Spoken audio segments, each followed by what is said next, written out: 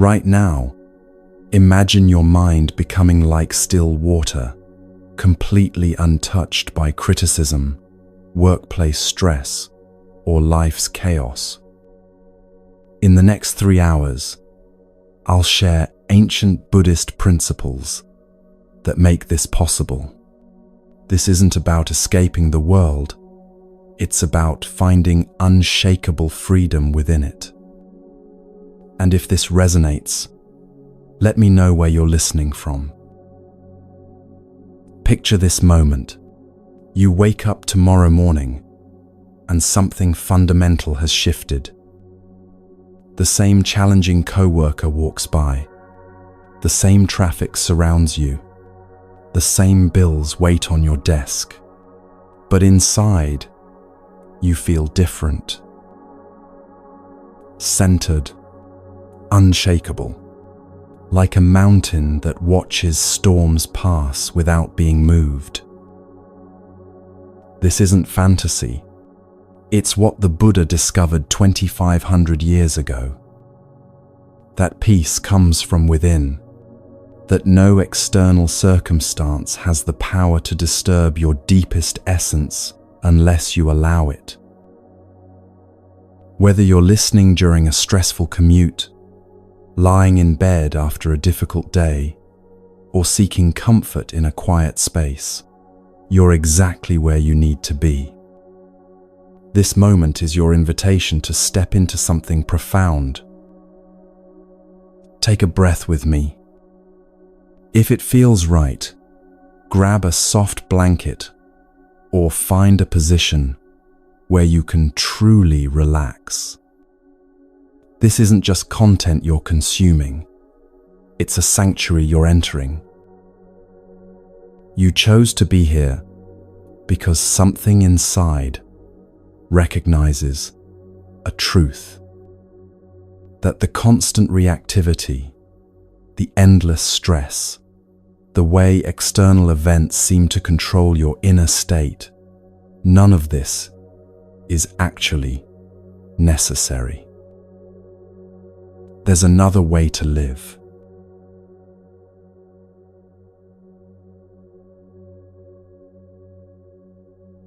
Buddhism teaches a profound truth that can revolutionize how you experience every interaction, every criticism, every difficult moment.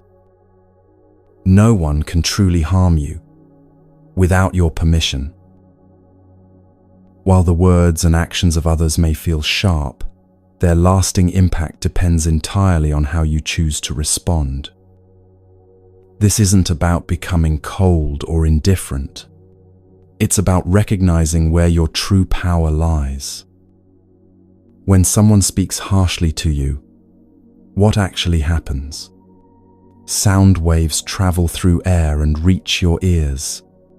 Your mind interprets these vibrations as words, assigns meaning to them, creates a story about what they mean about you, and then generates an emotional response to that story. But here's what the Buddha understood. You are not powerless in this process. Between the sound waves and your suffering lies a space of choice. In that space lives your freedom. The Buddha's revelation came from direct experience, not philosophical theory. Under the Bodhi tree, he saw clearly how the mind creates its own suffering through attachment and identification. He realized that external events are neutral. They become painful only when filtered through our conditioned responses, our fears, our deeply held beliefs about ourselves. This understanding forms the foundation of what Buddhists call the second noble truth, that suffering arises from attachment. We attach to how we think things should be, how people should treat us, how life should unfold. When reality doesn't match our attachments, we suffer. But the attachment is optional. Think of the last time someone's words stung you. Notice how the actual speaking took perhaps 30 seconds, but your mind carried those words for hours, days, maybe weeks.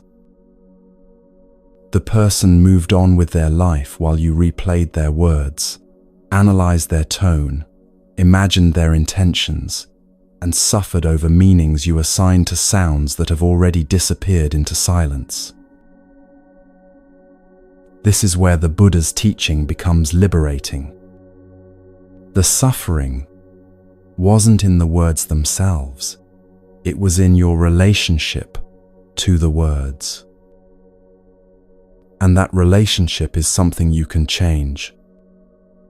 There's a powerful Zen story that illustrates this perfectly.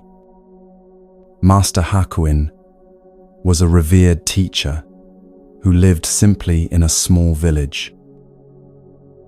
One day, a young woman in the village became pregnant and, to avoid shame, falsely accused Hakuin of being the father.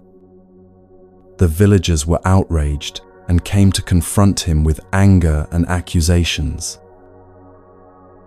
When they demanded an explanation, Hakuin simply said, "Is that so?" and continued with his daily activities.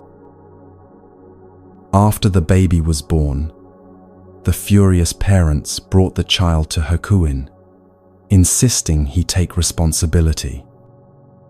Again, he calmly said, "Is that so?" and accepted the baby with tenderness, caring for the child as if it were his own. For months, Hakuin's reputation was destroyed. Former students abandoned him, villagers crossed the street to avoid him, and he was shunned by the community he had served faithfully for years. Through it all, he continued caring for the baby with love and dignity, never defending himself or expressing bitterness. Finally, the young woman could bear her guilt no longer and confessed that a local fisherman was the real father. The villagers rushed to Hakuin with apologies and praise, begging his forgiveness for their terrible mistake. They wanted to take the baby back and restore his honor. Hakuin simply said, "Is that so?" and gently returned the child. This story reveals something profound about how we create our own suffering. Hakuin could have spent months defending his reputation, arguing his innocence, or nurturing resentment toward those who wronged him. Instead, he remained centered in his true nature, unshaken by either condemnation or praise. His peace didn't depend on what others thought of him.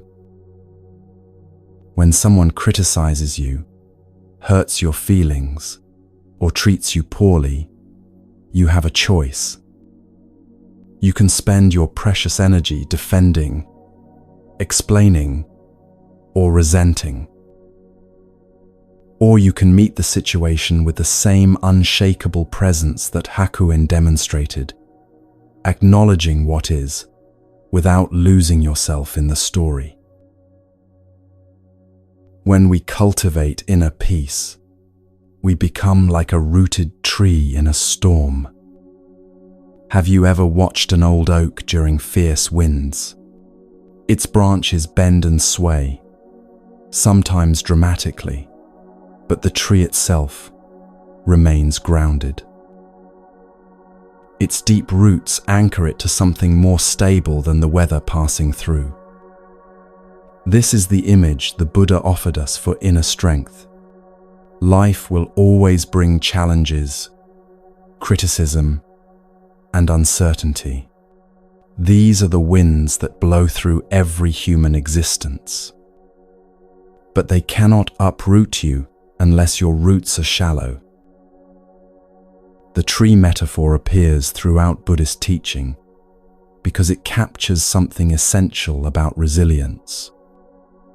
Trees that survive the fiercest storms aren't the rigid ones that resist bending.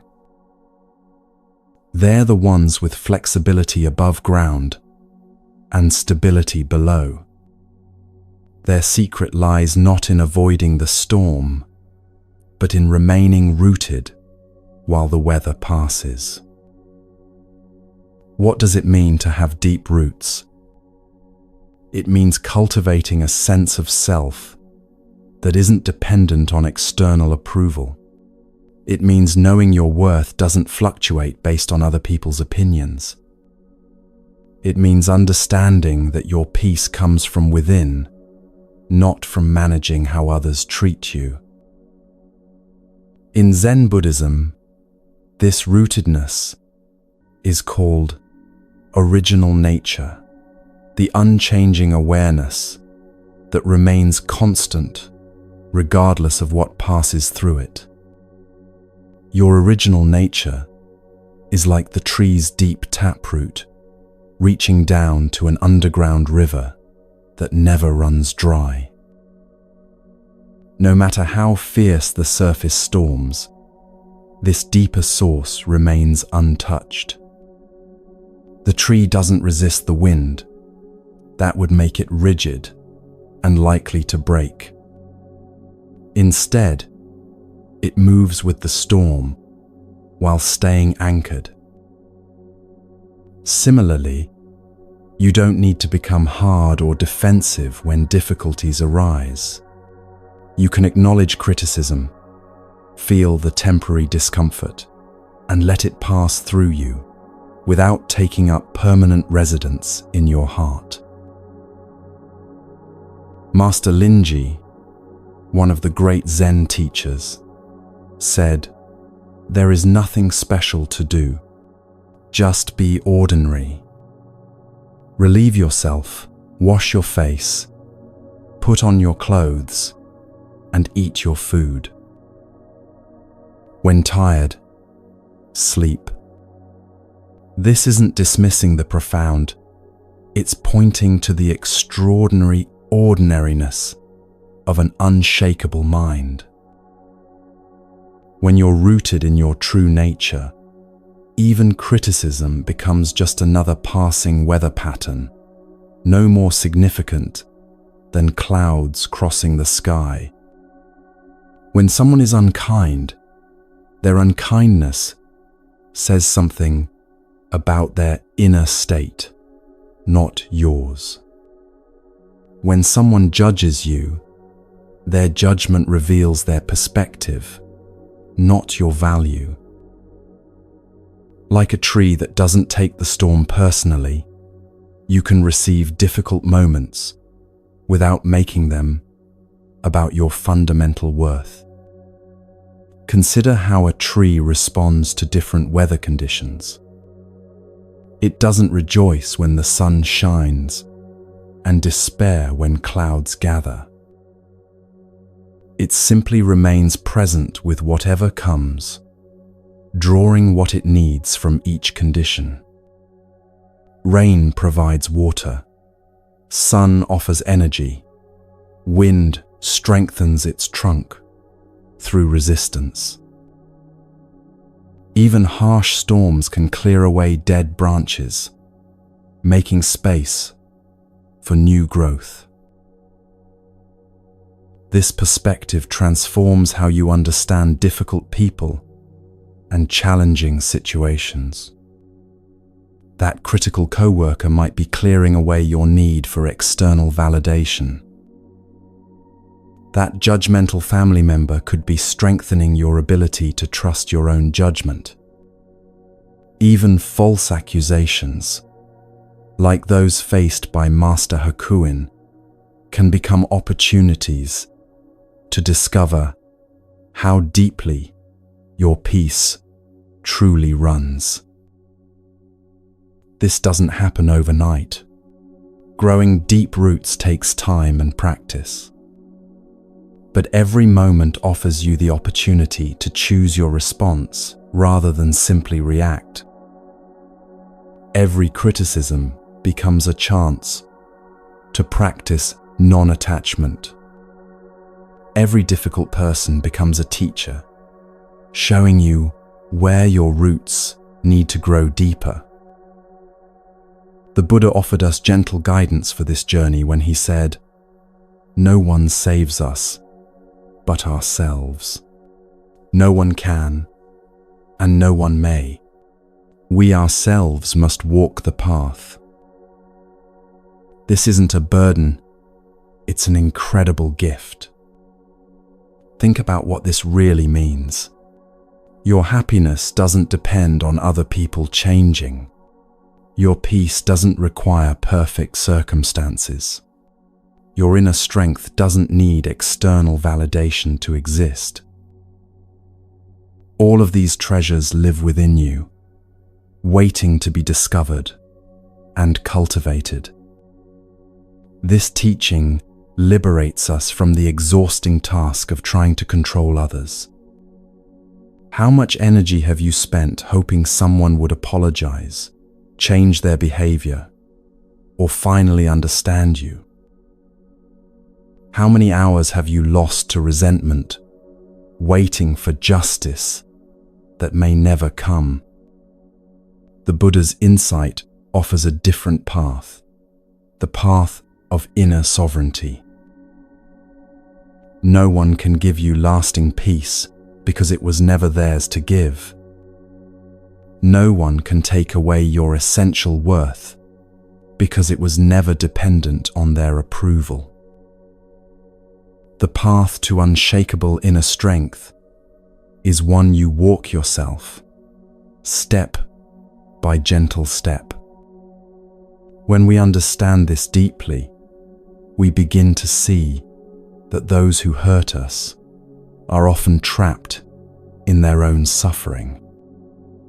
The critical person may be criticizing themselves more harshly than they criticize you. The angry person might be carrying unhealed wounds that have nothing to do with you. This understanding doesn't excuse harmful behavior, but it helps you respond from wisdom rather than wounded reactivity. This understanding shifts everything. Instead of going through life hoping others will be kind, you develop kindness toward yourself. Instead of seeking validation from external sources, you learn to validate your own experience with compassion. Instead of trying to control how others behave, you focus on cultivating how you respond. So, how do we actually develop this inner strength? The Buddha offered 3 powerful practices that act like water and nutrients for our roots: mindfulness, meditation, and self-reflection. These aren't abstract concepts, but practical tools that can transform your daily experience. Mindfulness is the practice of noticing what's happening in this moment without immediately judging it as good or bad.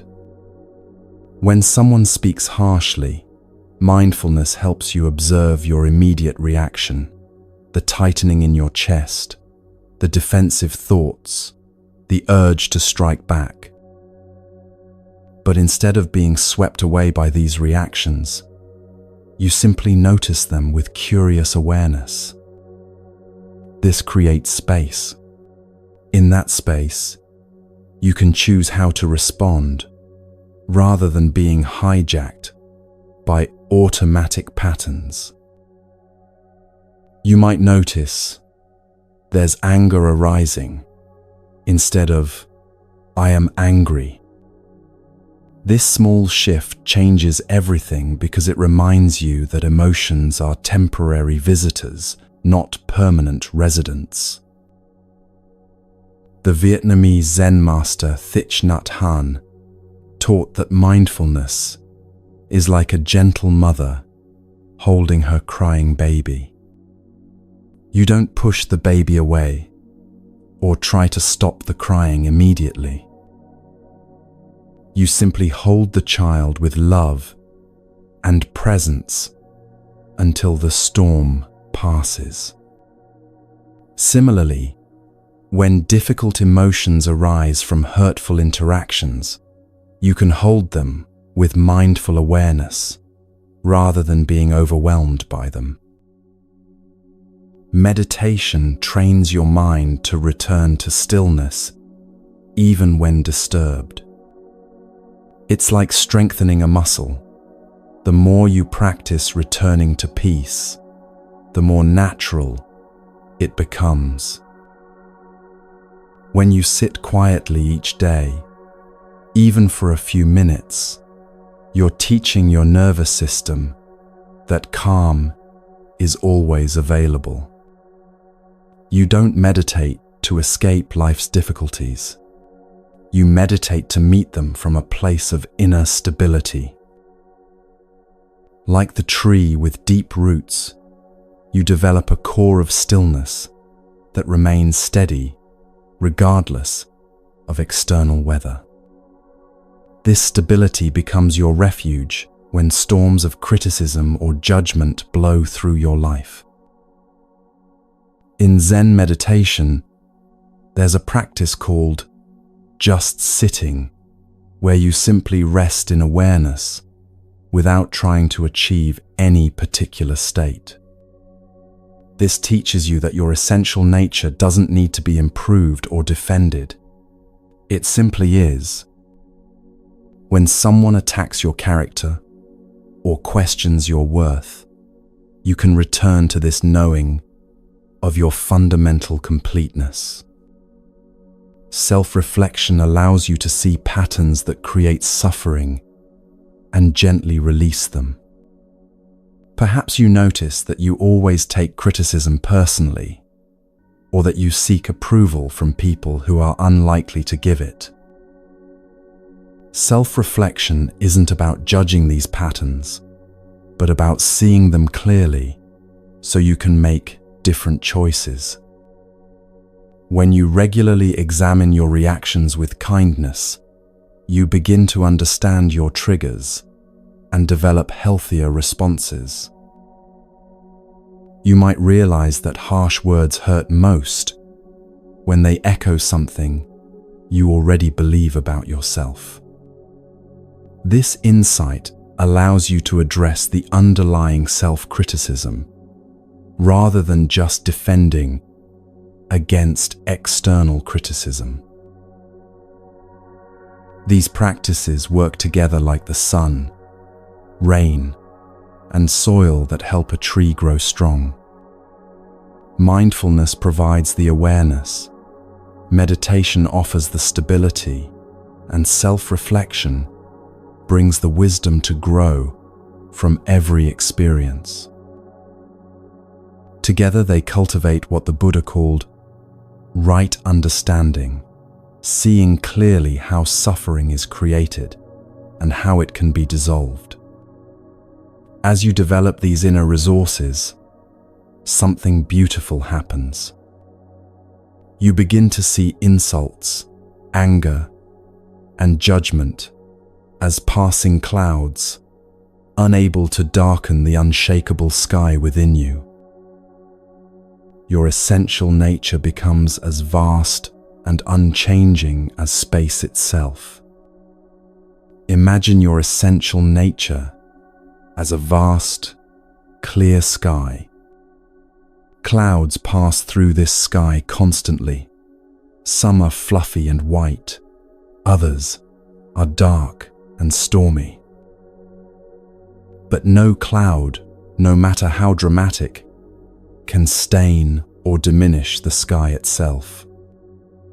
The sky simply provides space for whatever weather appears, knowing that all clouds are temporary. When someone speaks unkindly, their words are like a passing storm cloud. You can acknowledge the cloud without believing you are the cloud. You can feel the temporary shadow without forgetting the clear sky that remains untouched beneath. This isn't spiritual bypassing or emotional numbness. It's recognizing the difference between the weather and the sky. This doesn't mean becoming emotionally numb. You still feel the rain when storm clouds pass through. But you know the rain is temporary and the sky is permanent. You can be present with difficult emotions without being defined by them. You can feel hurt without believing the hurt defines your worth. Sometimes the clouds bring lessons. Perhaps someone's criticism contains a grain of truth worth considering. From the spaciousness of your sky-like awareness, you can receive this gift without taking on the anger or judgment that delivered it. You can say, "Thank you for that insight," while letting the harsh tone pass through like wind. Other times, the clouds are simply other people's inner weather that has nothing to do with you. Someone's bad mood, their stress, their unresolved hurt. These can express themselves as criticism or judgment directed toward you. But like a mountain that doesn't take the storm personally, you can let their weather pass without absorbing it as your own. This sky-like quality of mind is what Zen calls don't know mind, a spacious awareness that doesn't immediately categorize experiences as good or bad, personal or impersonal. It simply receives whatever arises with openness and clarity. From this perspective, even harsh criticism becomes just another phenomenon arising and passing away in the vast space of awareness. Let's take a moment right now to experience this inner strength for yourself. Find a comfortable position and close your eyes if you feel safe doing so. Take 3 slow, deep breaths, letting each exhale release any tension you're carrying. Now bring to mind the last time someone's words or actions bothered you. Don't analyze or judge what happened. Simply hold the memory gently in your awareness. Notice any tension, hurt, or anger that arises as you remember. Don't try to change these feelings. Just observe them with kindness. Now imagine yourself as that vast, clear sky we talked about. See the difficult memory as a cloud passing through your spacious awareness. The cloud might be dark or stormy, but it cannot stain or diminish the sky of your being. Notice how the sky has room for any weather. It doesn't resist or push away even the darkest storms. Breathe into this sky-like awareness. Let the cloud of the difficult memory simply exist within your vast space without resisting it or pushing it away. Notice how the sky remains unchanged no matter what weather passes through. This is your true nature, vast, unchanging, unshakable. When you're ready, gently open your eyes. This is the unshakable core that lives within you always.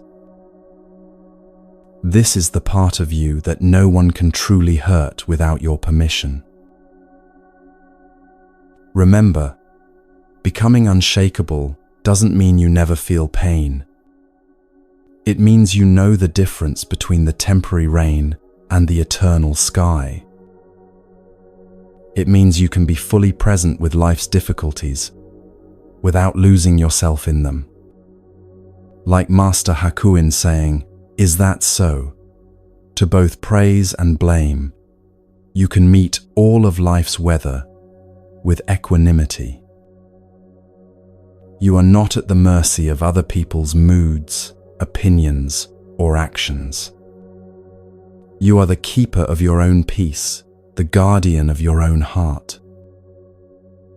And in this truth, you find a freedom that no external circumstance can take away.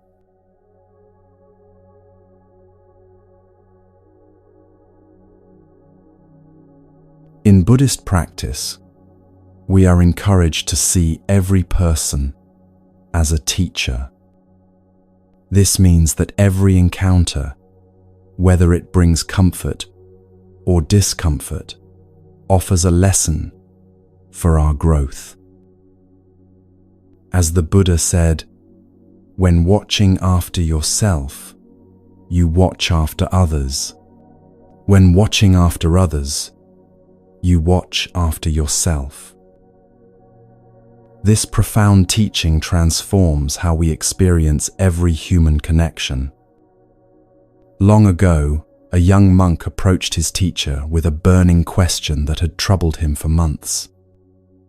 "Master," he said earnestly, "I have been studying diligently, meditating faithfully, and following all the precepts.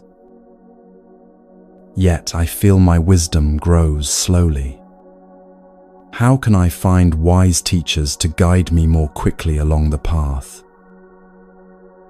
The teacher looked at his eager student with compassionate eyes and smiled gently. "Come with me," he said, setting down his tea and rising from his cushion. Without explanation, he led the young monk away from the quiet monastery and down the winding mountain path toward the village below. As they approached the town, the sounds of daily life grew louder. Voices called out, wheels creaked along dusty roads, animals brayed, and the general chaos of human activity filled the air. The monk wondered why his teacher had brought him to such a noisy, distracting place when he had asked about finding wisdom. The teacher led him directly to the bustling marketplace, the very heart of the village's commercial activity. Here, the noise was almost overwhelming. Merchants called out their wares in loud voices. Customers haggled vigorously over prices. Children ran between the stalls playing and sometimes crying, and strangers engaged in heated discussions about everything from politics to the weather. The young monk felt increasingly confused and slightly irritated. This seemed like the opposite of the peaceful environment he associated with learning and spiritual growth. He was about to voice his confusion when his teacher stopped in the center of the market square and gestured broadly at the scene around them. "You asked where you could find wise teachers," the master said, his voice calm despite the surrounding commotion. "They are all around you."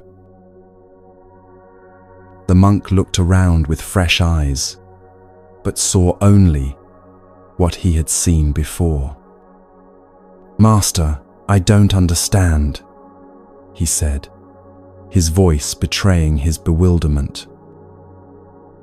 "I see merchants concerned only with profit, customers focused on getting the best deals, children being disruptive, and people arguing about trivial matters. Where are the wise teachers in all of this chaos?"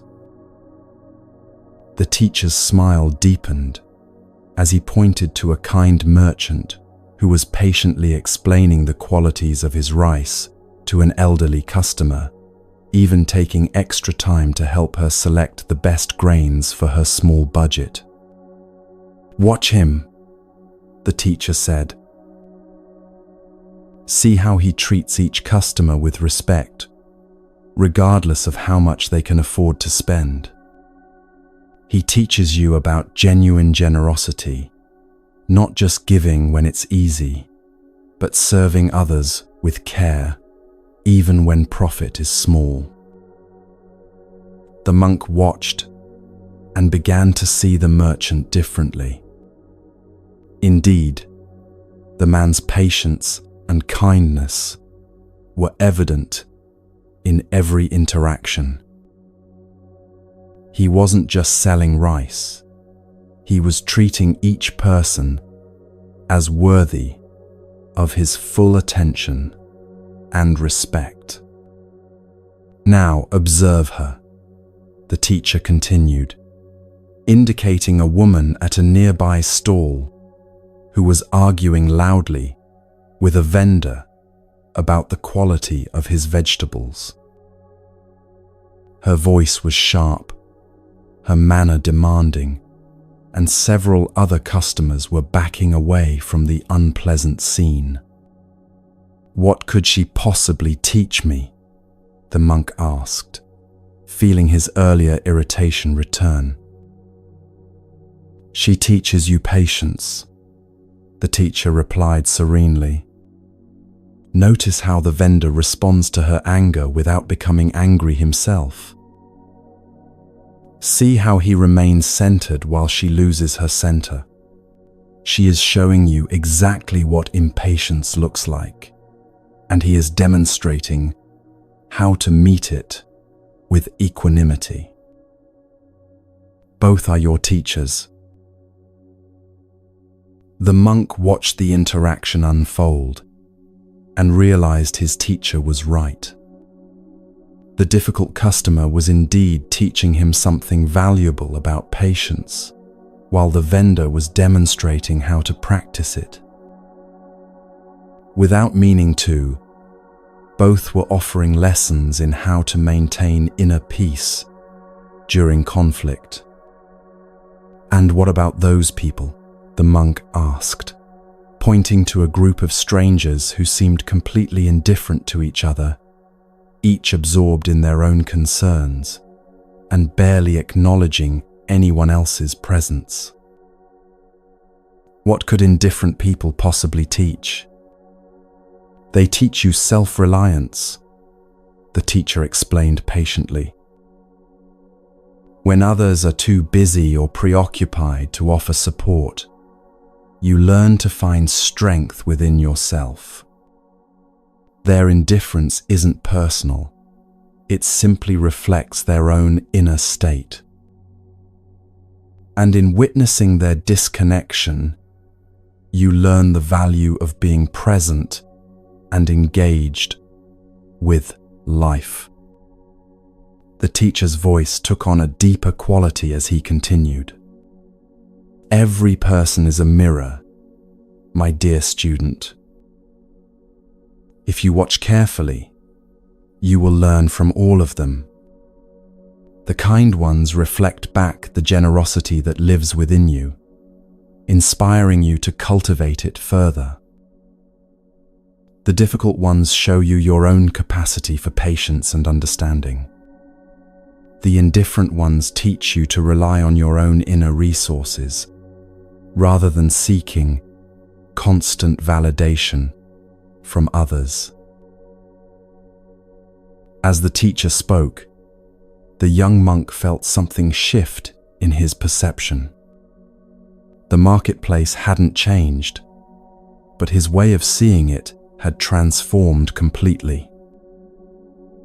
Where before he had seen only chaos and distraction, he now saw a vast classroom filled with lessons about human nature, about compassion, about the many ways people cope with life's challenges. "But teacher," the monk said slowly, "if everyone is a teacher, then why do we need formal instruction? Why do we need monasteries and masters? The teacher chuckled softly. Formal teachers help you recognize the lessons that are always present. We point out what you might otherwise miss. But once you develop the eyes to see, every moment becomes an opportunity for learning. Every person becomes a messenger, carrying wisdom. From that day forward, the monk's entire world became his classroom. He no longer waited for special teachers or perfect conditions to appear.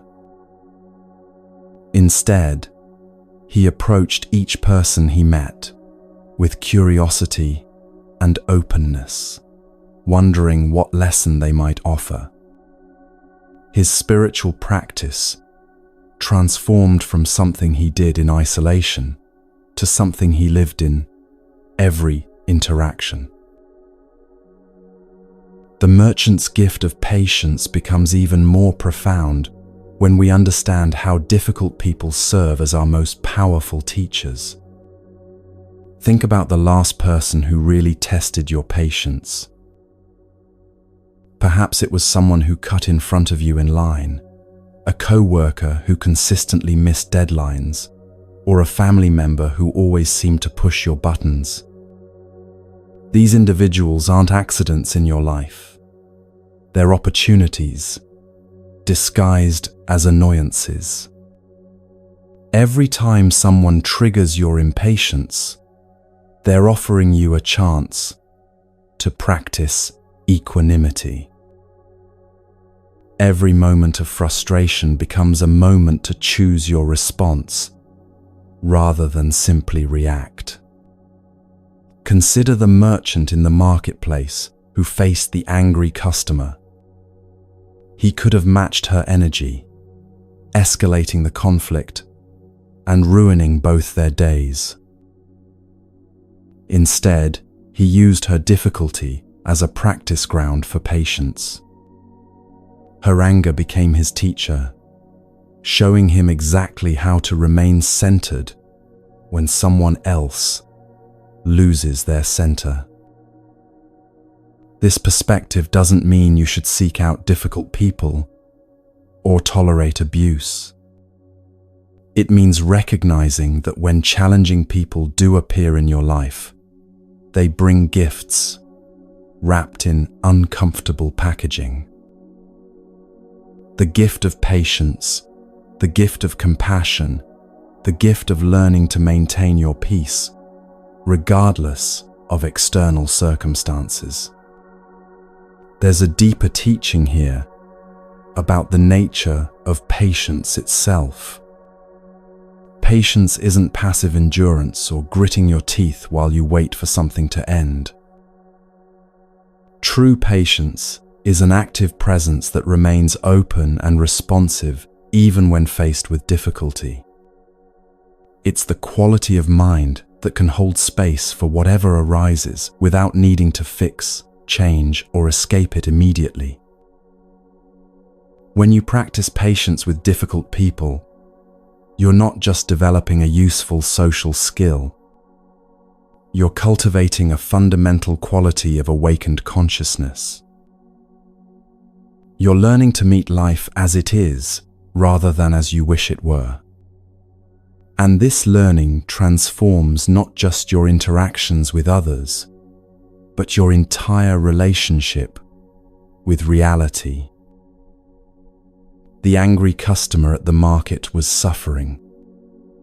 Her harsh words and demanding behavior were expressions of her inner turmoil, not accurate assessments of the merchant's worth. When the merchant met her difficulty with patience, he was practicing a form of compassion that benefits everyone. He didn't absorb her stress or take her behavior personally. Instead, he offered a steady presence that could hold space for her distress without being disturbed by it.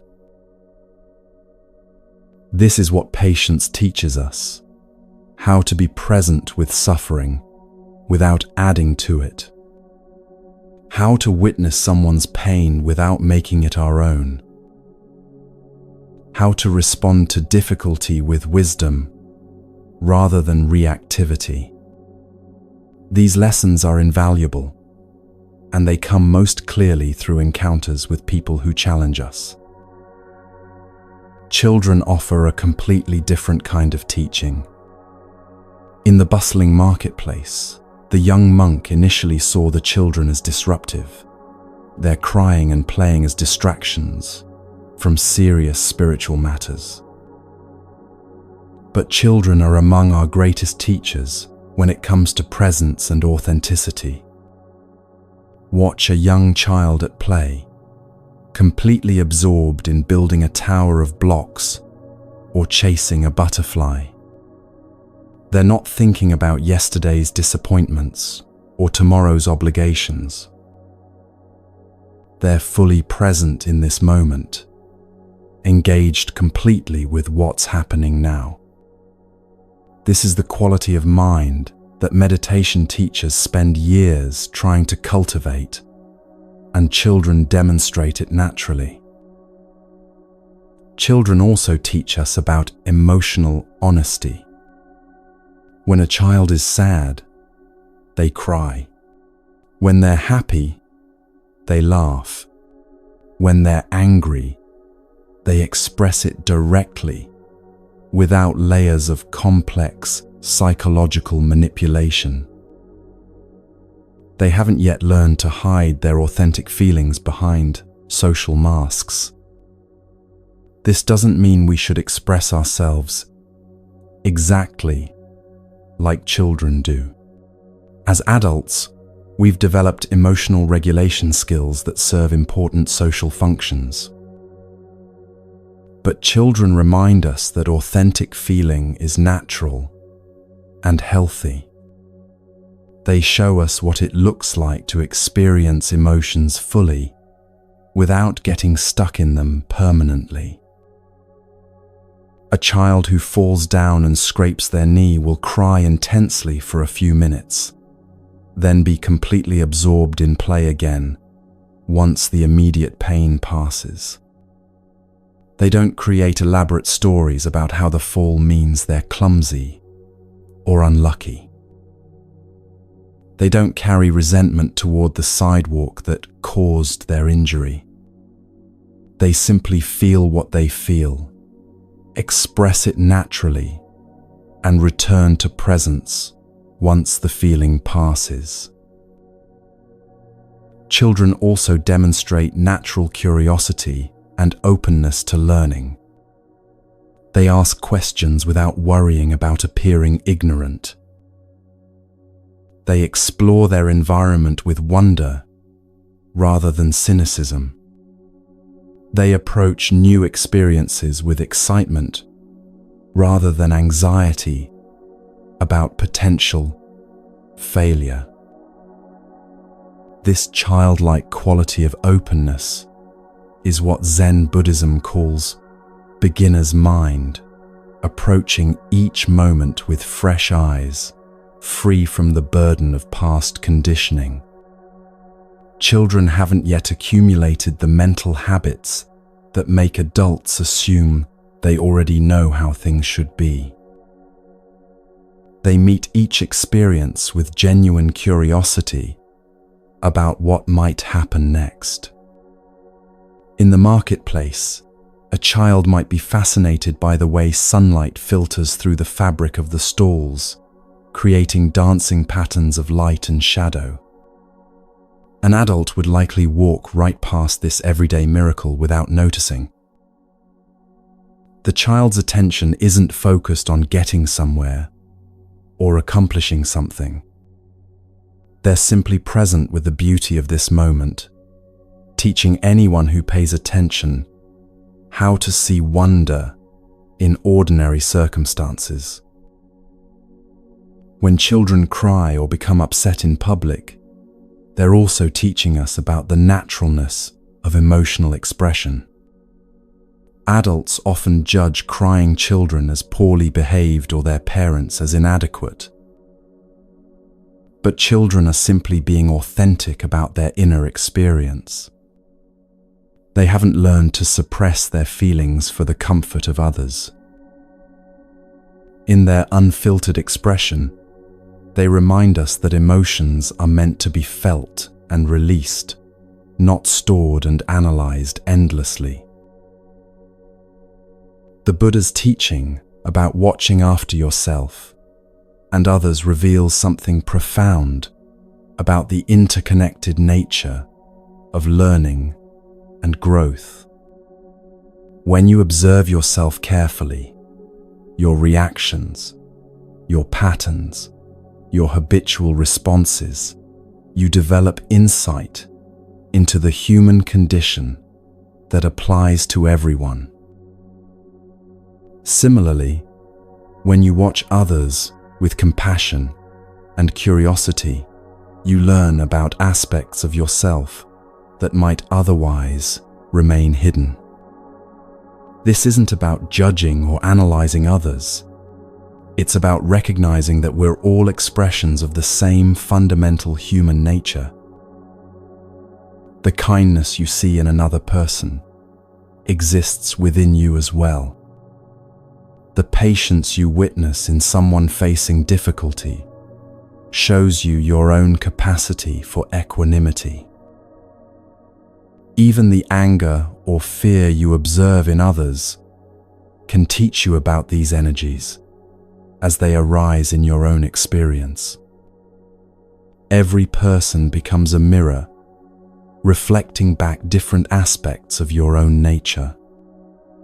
When you see clearly, you realize that separation is an illusion.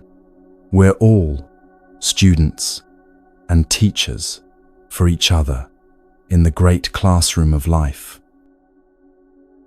This understanding transforms every interaction into an opportunity for sacred learning.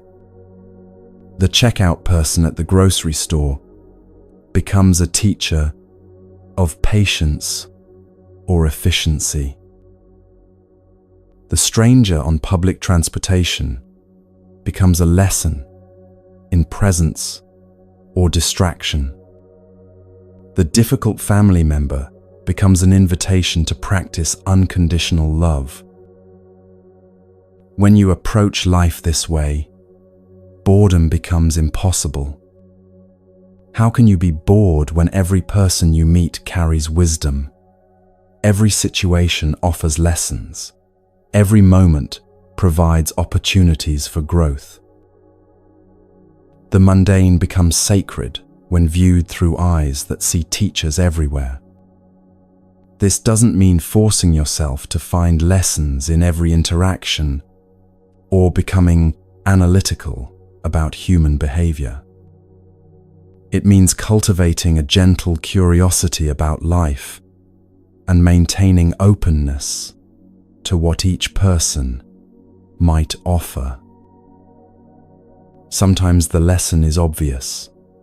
Someone's kindness inspires you to be more generous. Other times the teaching is subtle. Someone's distraction reminds you to be more present. The key is approaching each encounter with what Buddhists call don't know mind, a quality of openness that doesn't assume it already knows what will happen or what someone will be like. This fresh perspective allows you to see people as they actually are, rather than through the filter of your expectations. In the marketplace of daily life, every conversation becomes a classroom. The person who compliments your shirt teaches you about appreciation. The one who ignores your greeting teaches you about non-attachment to others' responses. The individual who shares their troubles teaches you about the universality of suffering and the healing power of listening. Even silent encounters carry teachings. The way someone walks down the street hurried or relaxed, present or distracted, offers insights into different ways of moving through life. The expression on someone's face while they wait in line reveals different relationships to time and patience. The energy someone brings to a shared elevator ride demonstrates various approaches to sharing space with strangers. When you see the world as your classroom, you develop what might be called sacred sight, the ability to perceive the extraordinary wisdom hidden within ordinary human interactions.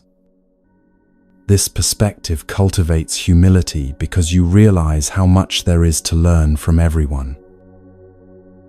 It also develops compassion because you begin to see that everyone is doing the best they can with the understanding they currently have. Most importantly, it transforms daily life from a series of random encounters into a continuous opportunity for spiritual growth. You can begin practicing sacred seeing right now, wherever you are. Start by simply noticing the people around you with fresh eyes. Instead of quickly categorizing them or making assumptions about their lives, try to see them as fellow travelers on the path of being human. When someone does something that annoys you today, pause before reacting and ask yourself, what might this person be teaching me? When you encounter someone who impresses you with their kindness or skill, reflect on how you might cultivate those same qualities in yourself. When you meet someone who seems indifferent or distracted, consider what their example might be showing you about presence and engagement. Practice looking for the humanity in everyone you encounter. Behind every face is a person with hopes, fears, dreams, and struggles, just like yours. Everyone you meet has been a child learning to walk, has experienced disappointment, has known joy. This recognition naturally cultivates the compassion that makes true learning possible. Remember that you too are a teacher for everyone you encounter. Your patience teaches others about calm presence. Your kindness demonstrates the possibility of generosity. Even your struggles, when met with grace, show others how to face difficulty with dignity. In this great web of mutual teaching and learning, we all serve each other's awakening.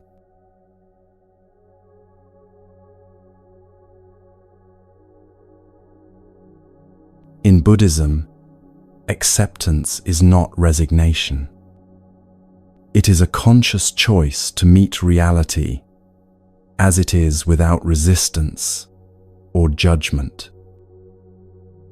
The Buddha taught, accept what is, let go of what was, and have faith in what will be. This is the essence of living in harmony with the present moment. There's a teaching story that has guided countless seekers toward this understanding. A young monk was given the honor of carrying a precious bowl of water up a steep mountain path to the monastery temple. This wasn't ordinary water. It had been blessed in a sacred ceremony and was destined for an important ritual that would take place at sunset. The monk felt the weight of responsibility as he began his careful ascent. Each step required balance and attention as the narrow path wound through rocky terrain and dense forest. He moved slowly and deliberately, protecting the precious cargo he carried. For the first hour, everything went perfectly. But as he navigated a particularly challenging section where the path curved sharply around a large boulder, his foot slipped on loose gravel. In that moment of lost balance, despite his desperate attempts to steady himself, nearly half the sacred water spilled onto the rocky ground. The monk watched in horror as the blessed liquid soaked into the earth and disappeared between the stones. His first reaction was devastation. How could he face his teacher having failed in such an important task? How could the ceremony proceed with only half the required water? He stood frozen on the path, staring at the wet stones and berating himself for his clumsiness. The weight of disappointment felt heavier than the bowl he still carried. His teacher, an elderly master, known for his wisdom and compassion, had been following at a distance to ensure the monk's safety. Seeing what had happened, he approached with a gentle smile that confused the distressed young man. "Master," the monk said, his voice heavy with regret, "I have failed you. The sacred water is lost, spilled carelessly on these stones.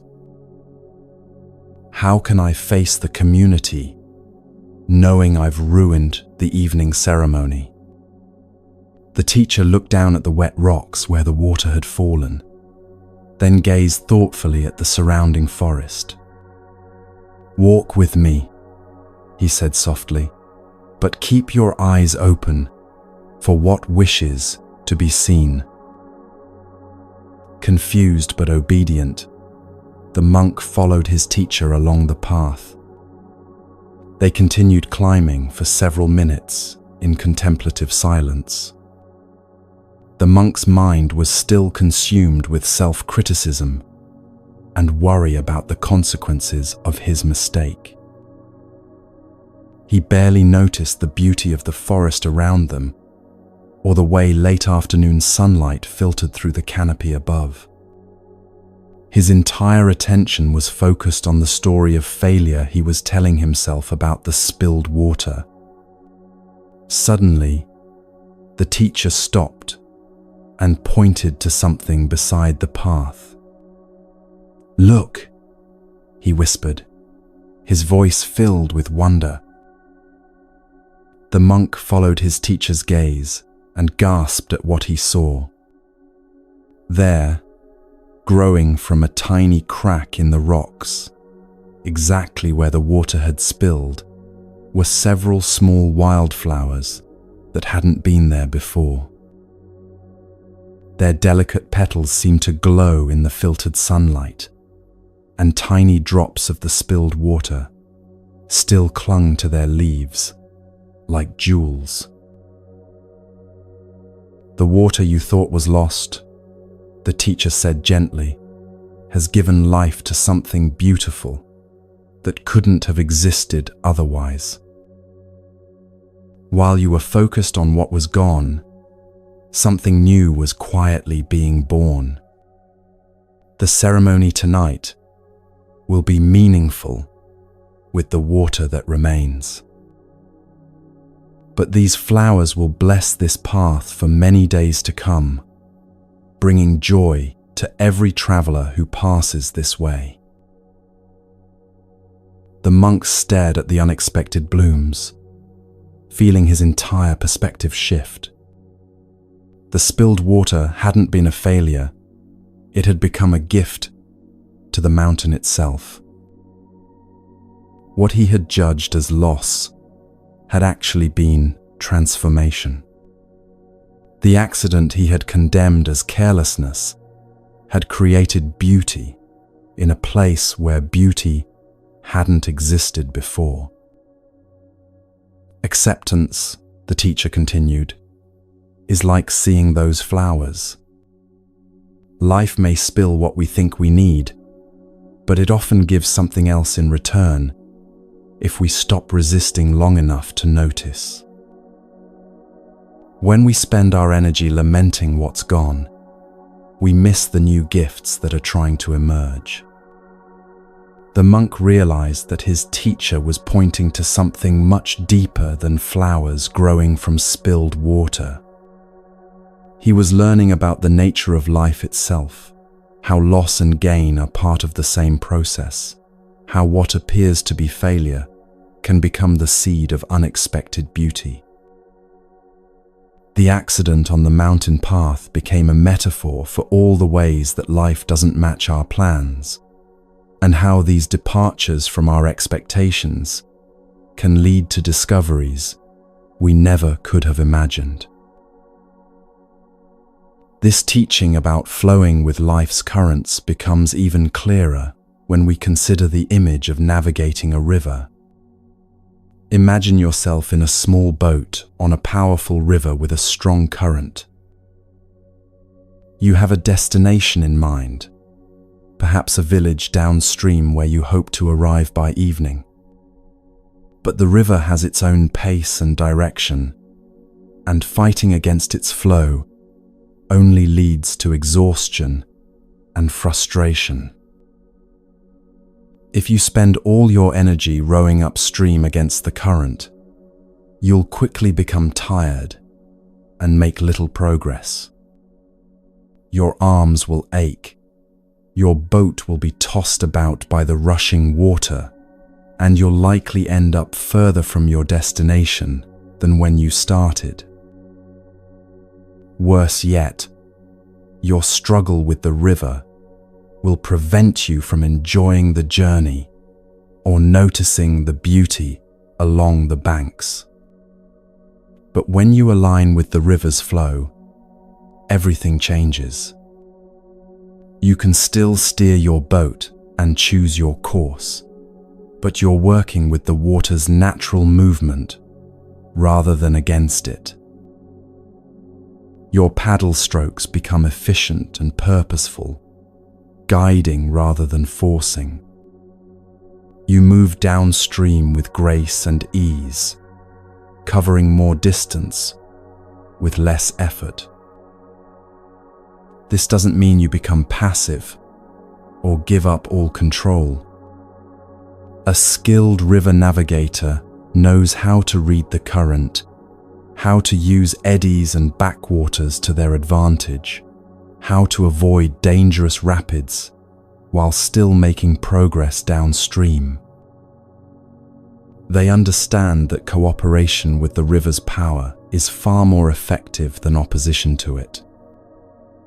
Life works exactly the same way.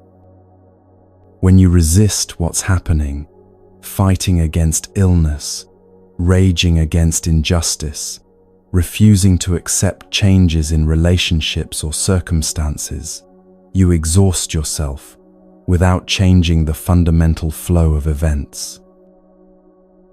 Your resistance doesn't stop the river, it only makes your journey more difficult and prevents you from navigating skillfully.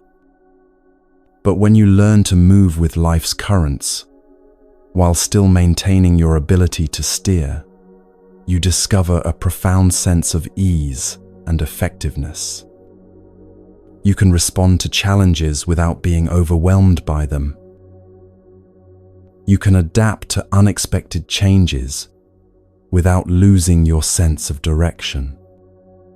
You can experience setbacks without interpreting them as personal failures. This skill of flowing with life while maintaining purposeful direction is what Buddhists call right effort. It's the balance between striving and surrendering, between caring deeply about outcomes while holding them lightly. Like a river navigator who guides their boat downstream, You learn to work with the conditions you're given, rather than fighting for the conditions you wish you had. Sometimes the river of life carries you through calm, peaceful stretches, where navigation is easy and the scenery is beautiful. During these times, acceptance feels natural and effortless. But the river also includes rapids, unexpected turns, and obstacles that require all your skill and attention. These challenging sections are where acceptance becomes most difficult and most necessary.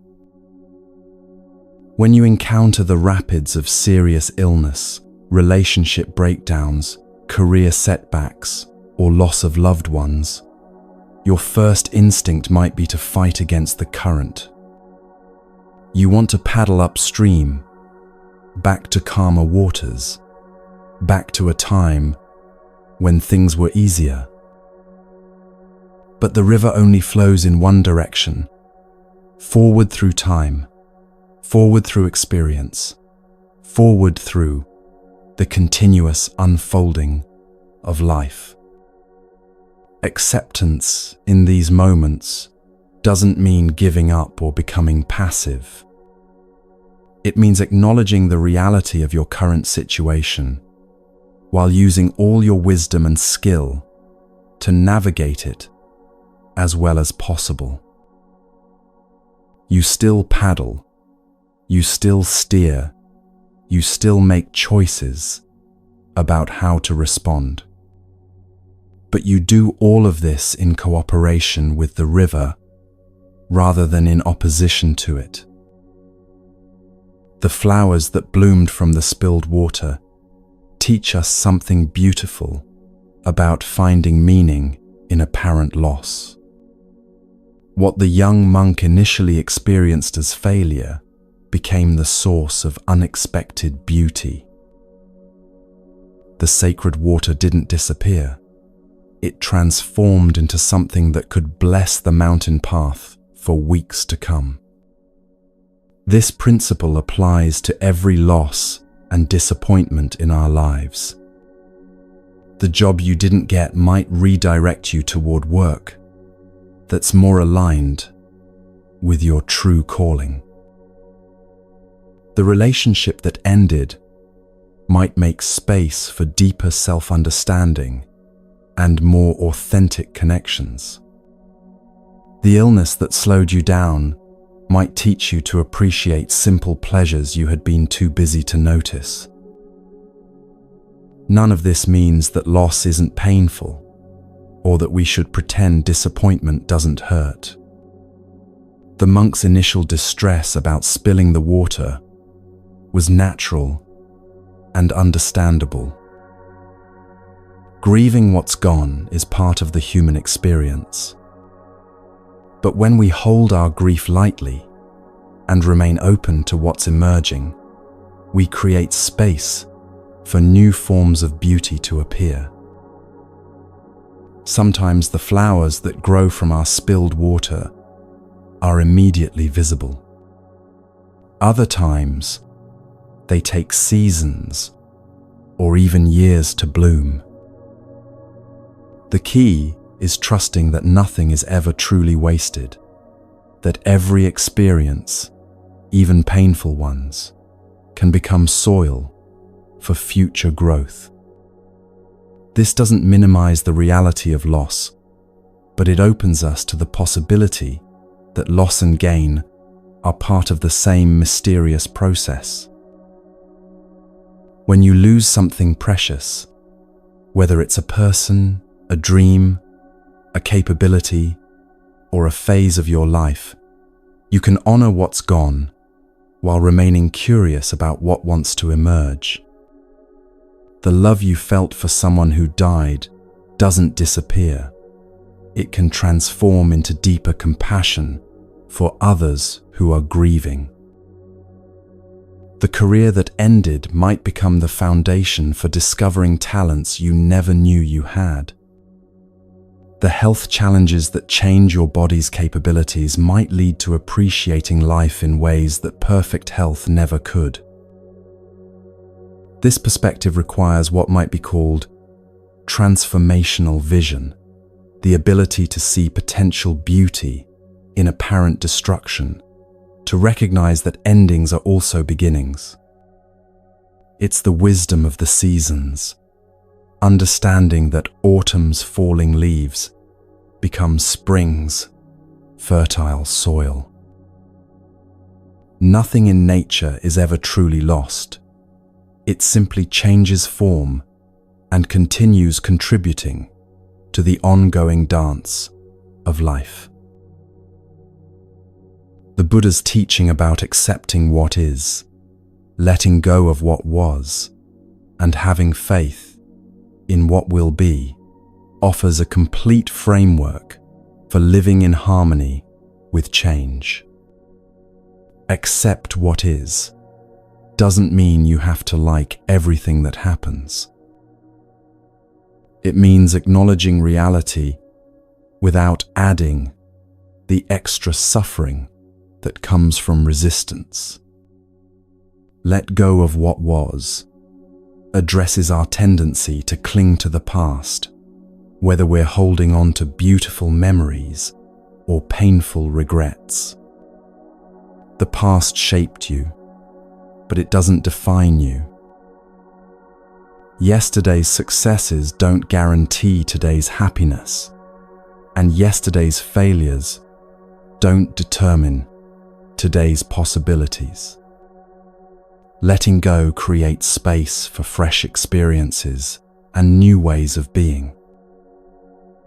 Have faith in what will be isn't about believing everything will work out exactly as you hope. It's about trusting the process of life itself, the same process that turns seeds into flowers, winter into spring, and spilled water into unexpected beauty. This faith doesn't require knowing what's coming next. It simply requires believing that whatever comes can be met with wisdom and grace. Acceptance becomes active compassion when we realize that everyone is navigating the same river, facing the same challenges of flowing with life, while maintaining their sense of direction. When someone is struggling with acceptance, fighting against their circumstances, or clinging desperately to what's passing away, you can offer them the same gentle presence that the teacher offered the distressed monk. This compassionate acceptance doesn't mean trying to fix others or convince them to see things your way. It means creating space for their experience exactly as it is, without judgment or the need to change anything. Sometimes the most healing thing you can offer someone is your willingness to sit with them in their pain without trying to make it go away. When you practice acceptance toward others, you're also practicing it toward yourself. Every time you refrain from judging someone's struggle, you strengthen your ability to meet your own struggles with kindness. Every moment you choose understanding over criticism, you cultivate the inner environment where true healing becomes possible. Compassionate acceptance also recognizes that resistance is often a necessary stage in the process of letting go. Just as the monk needed to feel his disappointment about the spilled water before he could see the flowers, we sometimes need to fully experience our resistance before we can surrender it. Rushing toward acceptance can become another form of resistance, fighting against the natural process of coming to terms with reality. True acceptance often arrives gradually, like dawn slowly brightening the sky. First, there might be moments of recognition that fighting isn't working, Then periods of experimentation with letting go. Eventually, a growing sense of ease with what is, accompanied by renewed energy for engaging wisely with life's ongoing challenges. Acceptance also becomes active compassion when you realize that your own peace contributes to the peace of the world. When you stop adding your resistance to the world's suffering, you become a source of calm stability that others can feel. Your acceptance doesn't solve everyone's problems, but it creates a pocket of tranquility in the midst of chaos. Like the flowers growing from spilled water, your peaceful presence becomes a blessing that extends far beyond your immediate circumstances. Let's create a gentle practice for letting go with love that you can carry into your daily life. Find a quiet space where you can sit comfortably for a few minutes without interruption. Close your eyes and take 3 slow, deep breaths, allowing each exhale to release any tension you're holding. Bring to mind something you've been resisting or struggling to accept. It might be a change in your life circumstances, a loss you're grieving, or a situation that isn't unfolding as you hoped. Hold this situation gently in your awareness without trying to fix or change anything about it. Now, imagine holding this situation like a bird that has landed in your open palms. You can appreciate the bird's beauty, feel its warmth, and enjoy its presence for as long as it chooses to stay. But you cannot force it to remain, and trying to grasp it tightly would only cause harm to both of you. With each breath, practice the gentle art of holding without grasping. Let your hands remain open, your heart remains soft, and your mind remains spacious. If the bird flies away, trust that its departure makes space for whatever wants to arrive next. As you breathe, silently repeat these words.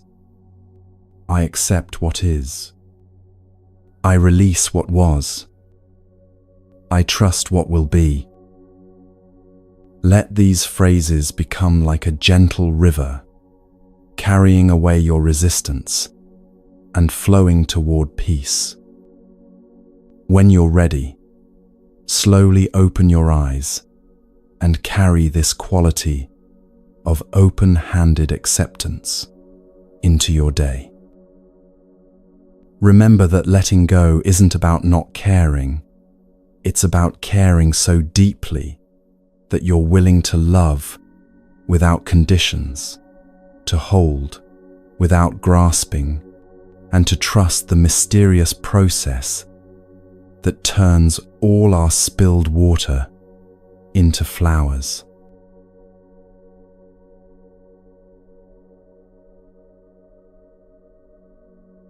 In Buddhist teaching, gratitude is more than a pleasant feeling. It is a way of seeing the world that changes how we live each moment.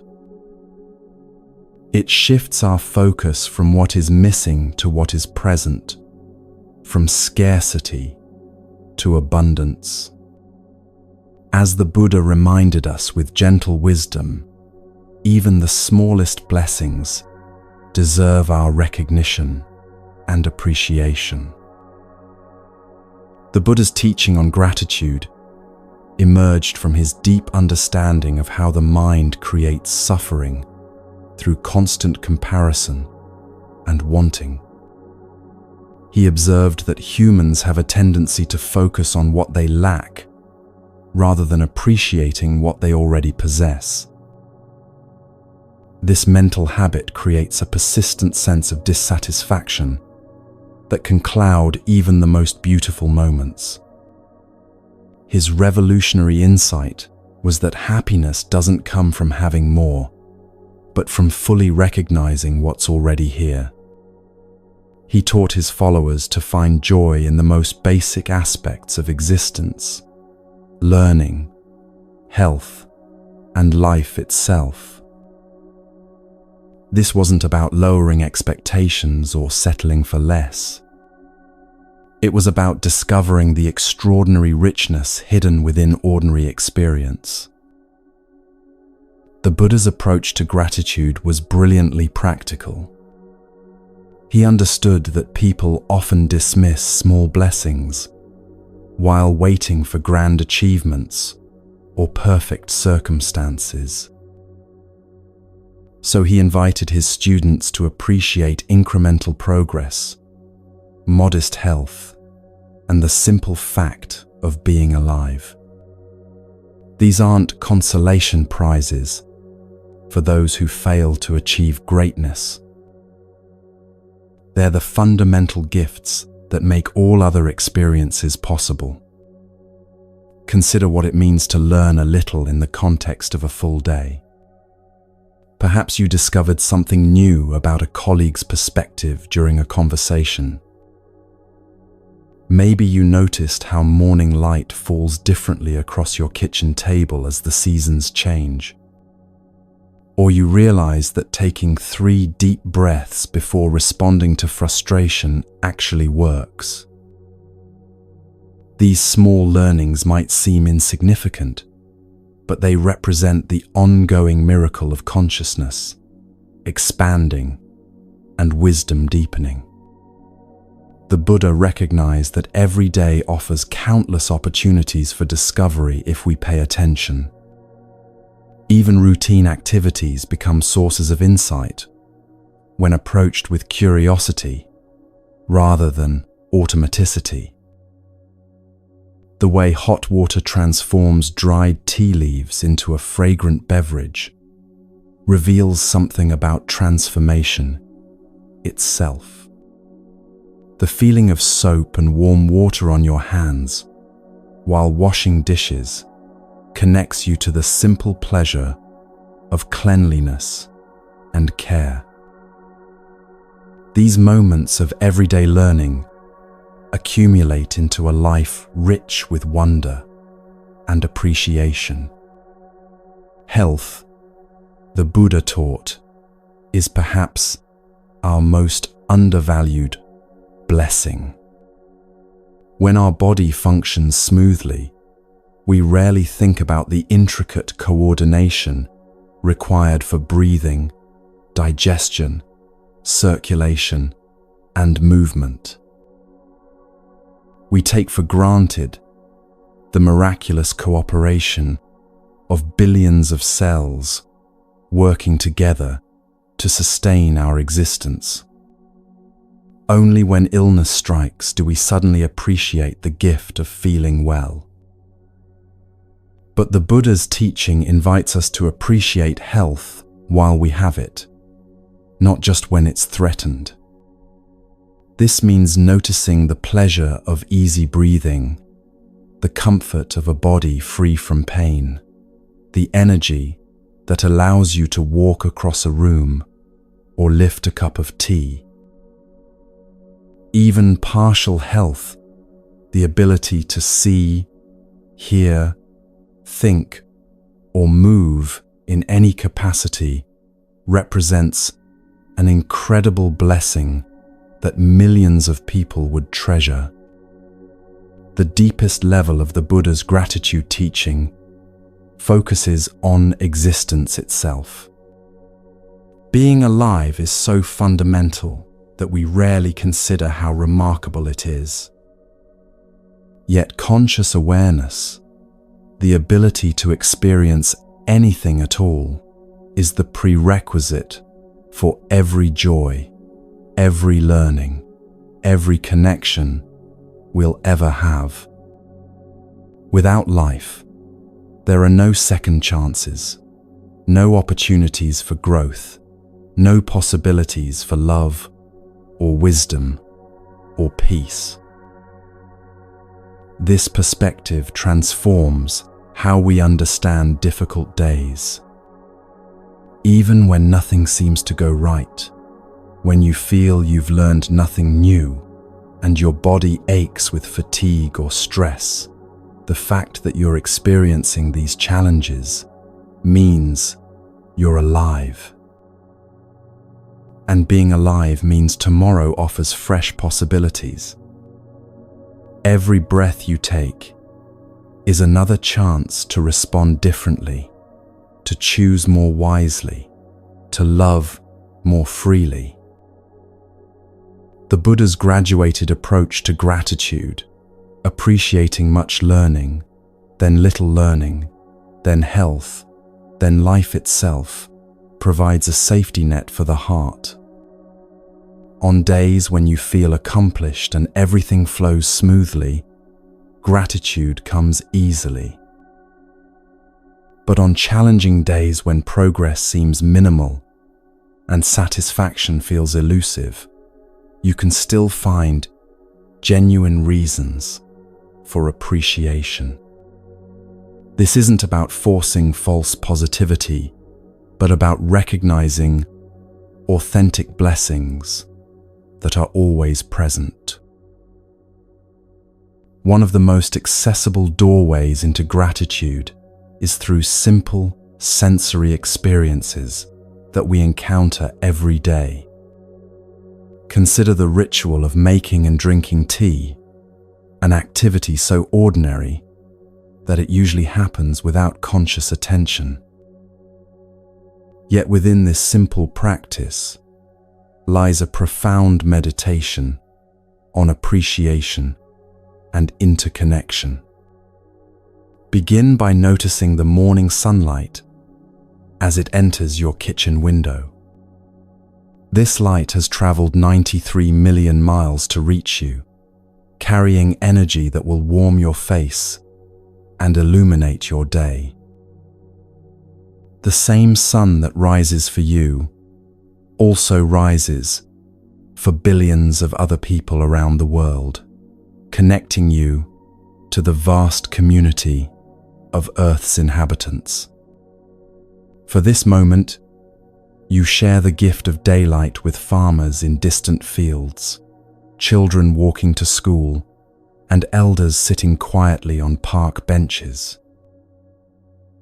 As you fill your kettle with water, pause to appreciate this clear, life-giving liquid. The water flowing from your tap has moved through an incredible journey, falling as rain, flowing through rivers, being purified by natural processes and human ingenuity. It carries minerals from ancient rocks and has been part of countless other lives before reaching you. In some parts of the world, people walk for hours to find clean water. Yet it arrives at your sink with the simple turn of a handle. Watch the steam rise as the water heats, transforming from liquid to vapor before your eyes. This change of state represents one of nature's fundamental principles, that everything is in constant flux, always transforming, never remaining exactly the same. The rising steam carries warmth and moisture into the air, humidifying your kitchen and creating the perfect atmosphere for preparing tea. When you place tea leaves in your cup, you're participating in a tradition that spans thousands of years and countless cultures. These leaves grew on bushes, tended by farmers, whose hands carefully picked each leaf at just the right moment. The leaves were processed, dried, and transported across possibly thousands of miles to reach your kitchen. Workers in factories, drivers on highways, and store clerks all played a role in bringing this tea to you. As the hot water meets the tea leaves, notice the transformation happening in your cup. The clear water becomes amber, then deeper brown as the leaves release their essence. The aroma rises to meet your senses, carrying hints of the soil where the tea grew, the rain that nourished it, and the sun that powered its growth. This fragrance connects you directly to the earth and weather patterns of distant landscapes. Hold the warm cup in your hands and feel the heat transfer from ceramic to skin. Your hands, with their intricate network of bones, muscles, and nerves, can sense temperature, texture, and weight with remarkable precision. The warmth of the cup spreads through your palms and fingers, creating a simple but profound comfort.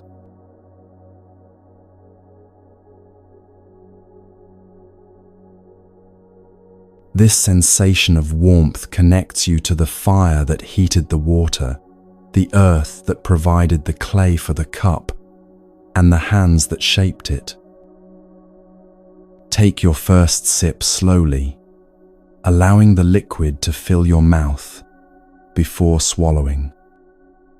Notice how your taste buds recognize different flavors, perhaps earthiness, sweetness, or subtle bitterness.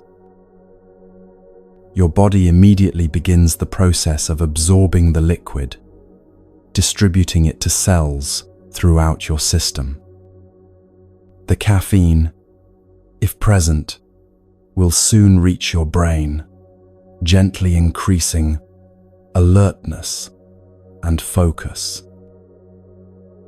This simple tea-drinking meditation reveals layers of gratitude that are present in every moment, but usually overlooked. The sun, water, earth, plants, and countless human beings have all contributed to this one cup of tea. Your ability to see, smell, taste, and feel allows you to receive all these gifts. Even your capacity to reflect on the experience represents the remarkable nature of human consciousness. When we expand this awareness beyond tea to encompass our entire daily experience, we begin to see the vast web of interconnection that supports every moment of our lives. The Buddha taught that nothing exists independently. Everything arises through the cooperation of countless conditions. This insight naturally cultivates what he called interdependence awareness, recognizing how profoundly connected we are to all life. Consider the simple act of breathing, which happens automatically thousands of times each day. The oxygen you breathe was produced by trees and plants through photosynthesis, their gift to all breathing creatures. These plants absorbed carbon dioxide that you and others exhaled, creating a perfect cycle of mutual support. Every breath you take connects you directly to the forest ecosystems and urban gardens that produce the air you need to live. The food you eat carries the energy of the sun, stored in grains, fruits, and vegetables through the miracle of plant growth. Farmers planted, tended, and harvested these crops, often working in challenging weather conditions to provide nourishment for people they'll never meet. transportation workers, grocery store employees, and countless others participated in bringing this food from farm to your table. Even the soil that grew your food was enriched by generations of decomposing plants and animals, each contributing to the fertility that sustains new life. The clothes you wear were created through the cooperation of plants that grew cotton or other fibers, animals that provided wool, and workers who spun, wove, cut, and sewed these materials into garments. The roof over your head was built by carpenters, electricians, plumbers, and many other skilled workers, using materials harvested from forests and quarries. Even the knowledge you use to navigate daily life was passed down through generations of teachers, writers, and wisdom keepers who preserved and shared human understanding. This web of interdependence extends to emotional and spiritual support as well. Every kind word you've received, every moment of encouragement, every expression of love has contributed to your ability to face life's challenges. The scientists who developed modern medicine, the engineers who designed safe transportation, and the countless people who maintain the infrastructure of civilization all contribute to your well-being in ways that are usually invisible. Recognizing this interconnected web doesn't diminish your individual worth or accomplishments. Instead, it reveals how your existence is supported by an infinite network of generosity and mutual aid. You are not separate from this web. You are an integral part of it, both receiving and giving support in countless ways. Every breath you take, every kind word you speak, every moment of peace you cultivate, ripples out to benefit the whole web of life. As the Buddha said, with such beautiful simplicity, let us rise up and be thankful. For if we didn't learn a lot today, at least we learned a little. And if we didn't learn a little, at least we didn't get sick. And if we got sick, at least we didn't die. So let us all be thankful. This teaching offers a ladder of gratitude that you can climb on any day, regardless of circumstances. It acknowledges that some days are more blessed than others, while insisting that every day contains reasons for appreciation. The practice is finding the appropriate level of gratitude for whatever you're experiencing, then resting in that appreciation rather than reaching for what you don't have. Cultivating sacred appreciation requires intention and practice, just like any other beneficial habit. One powerful approach is keeping a gratitude journal, but not in the superficial way that's often suggested.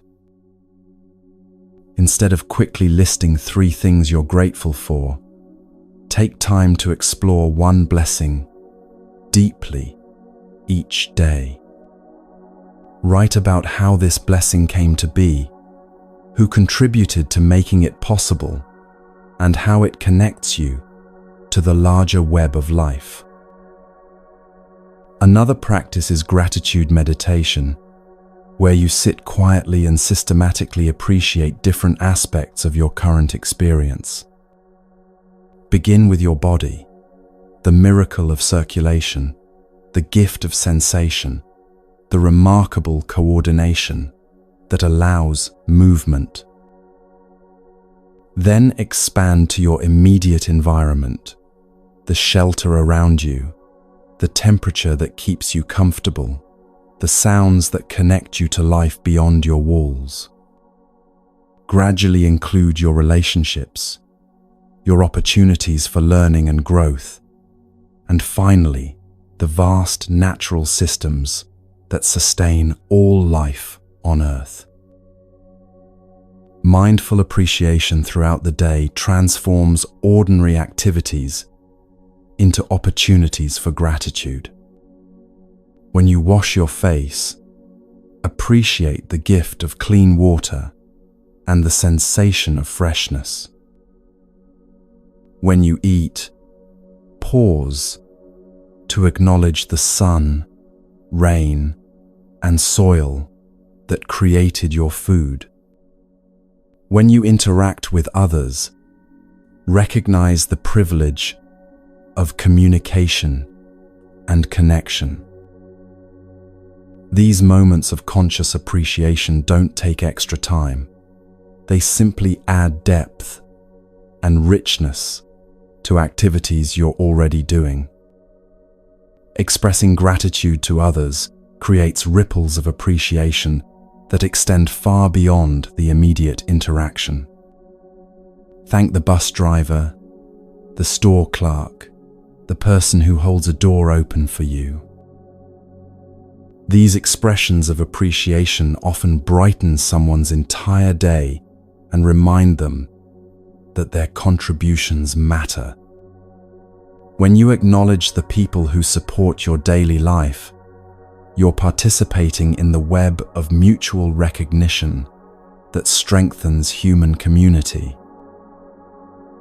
Even in difficult times, the practice of sacred appreciation can provide anchor points of stability and hope.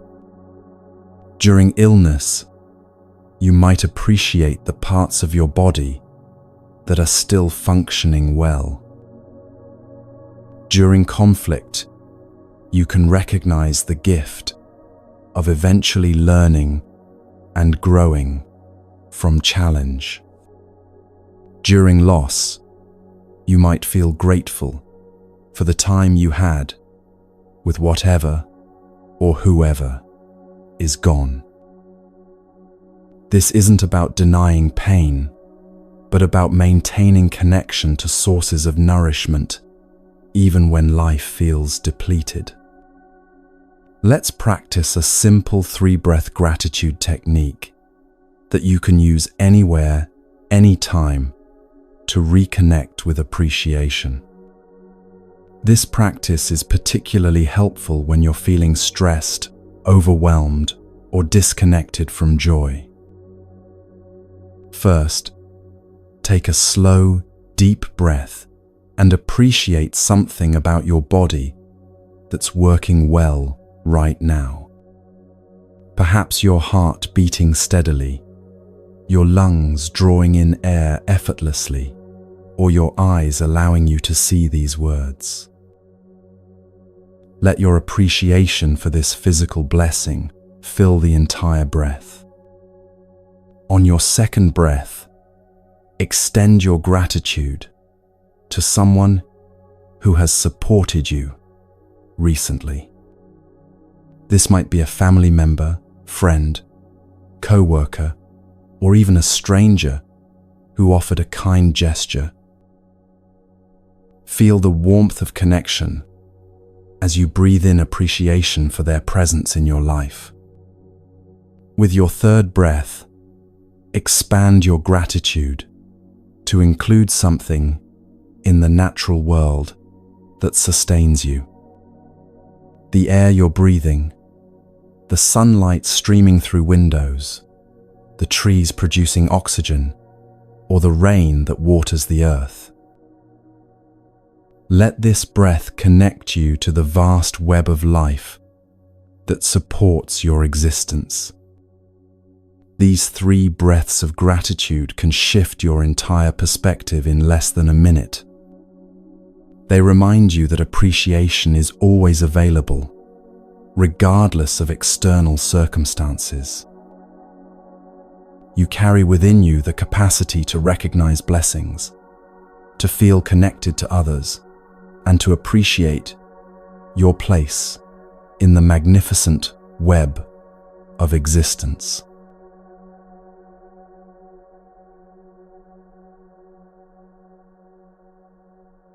In Buddhism, ethical living is more than a moral choice. It is the foundation of a peaceful, purposeful life. The Buddha taught, "The mind is everything. What you think you become. Our thoughts shape our actions, and our actions shape the world around us." When we live with integrity, compassion, and respect for all beings, we not only improve our own lives, but also contribute to the harmony of the world. There's a beautiful teaching story that captures the essence of how ethical living creates unshakable inner strength. A young monk, having spent months studying Buddhist texts and practicing meditation, approached his teacher with a question that had been weighing heavily on his heart. "Master," he said with earnest concern, "I have been following the path diligently, yet I still feel vulnerable to the storms of life. How can I live in a way that cannot be shaken by the world?" The teacher, a wise master who had guided countless students toward awakening, looked at his student with eyes full of compassion. He understood that this was not merely an intellectual question, but a cry from the heart of someone genuinely seeking stability in an uncertain world. Without speaking, he stood and gestured for the monk to follow him outside the monastery walls. They walked together through the temple gardens, past the meditation halls, and up a small hill behind the monastery where ancient trees had grown for centuries. The wind was strong that day, and many of the trees were swaying dramatically in the gusts. Some smaller trees bent so far that their branches nearly touched the ground, while others stood more rigidly, their trunks creaking under the pressure. The teacher stopped before a magnificent bamboo grove and pointed to the tall, slender stalks dancing gracefully in the wind. "See how it bends but does not break," he said, his voice carrying both gentleness and authority. The monk watched as the bamboo swayed deeply from side to side, sometimes bending at angles that seemed impossible, yet always returning to its upright position. The wind that might have snapped a rigid tree seemed only to make the bamboo more beautiful in its flowing response. "It stands strong because its roots are deep," the teacher continued, kneeling down to brush away some soil at the base of one bamboo stalk. The monk could see the intricate network of roots spreading in all directions underground, some thick and substantial, others fine and delicate, all working together to anchor the plant firmly in the earth. These roots have been growing for years, slowly, steadily, reaching deep into the soil and spreading wide for stability. The teacher looked directly into his student's eyes. "Your roots are your ethics," he said with quiet intensity. "Honesty, kindness, and respect anchor you. Without them, the storms of life will uproot you. But when these qualities become the foundation of everything you do, you can bend with any wind while remaining firmly grounded in who you truly are." The monk studied the bamboo more carefully, beginning to understand the profound metaphor his teacher was offering. The bamboo's strength wasn't in its ability to resist the wind. That would have made it brittle and likely to break. Its strength lay in its flexibility, combined with its deep foundation.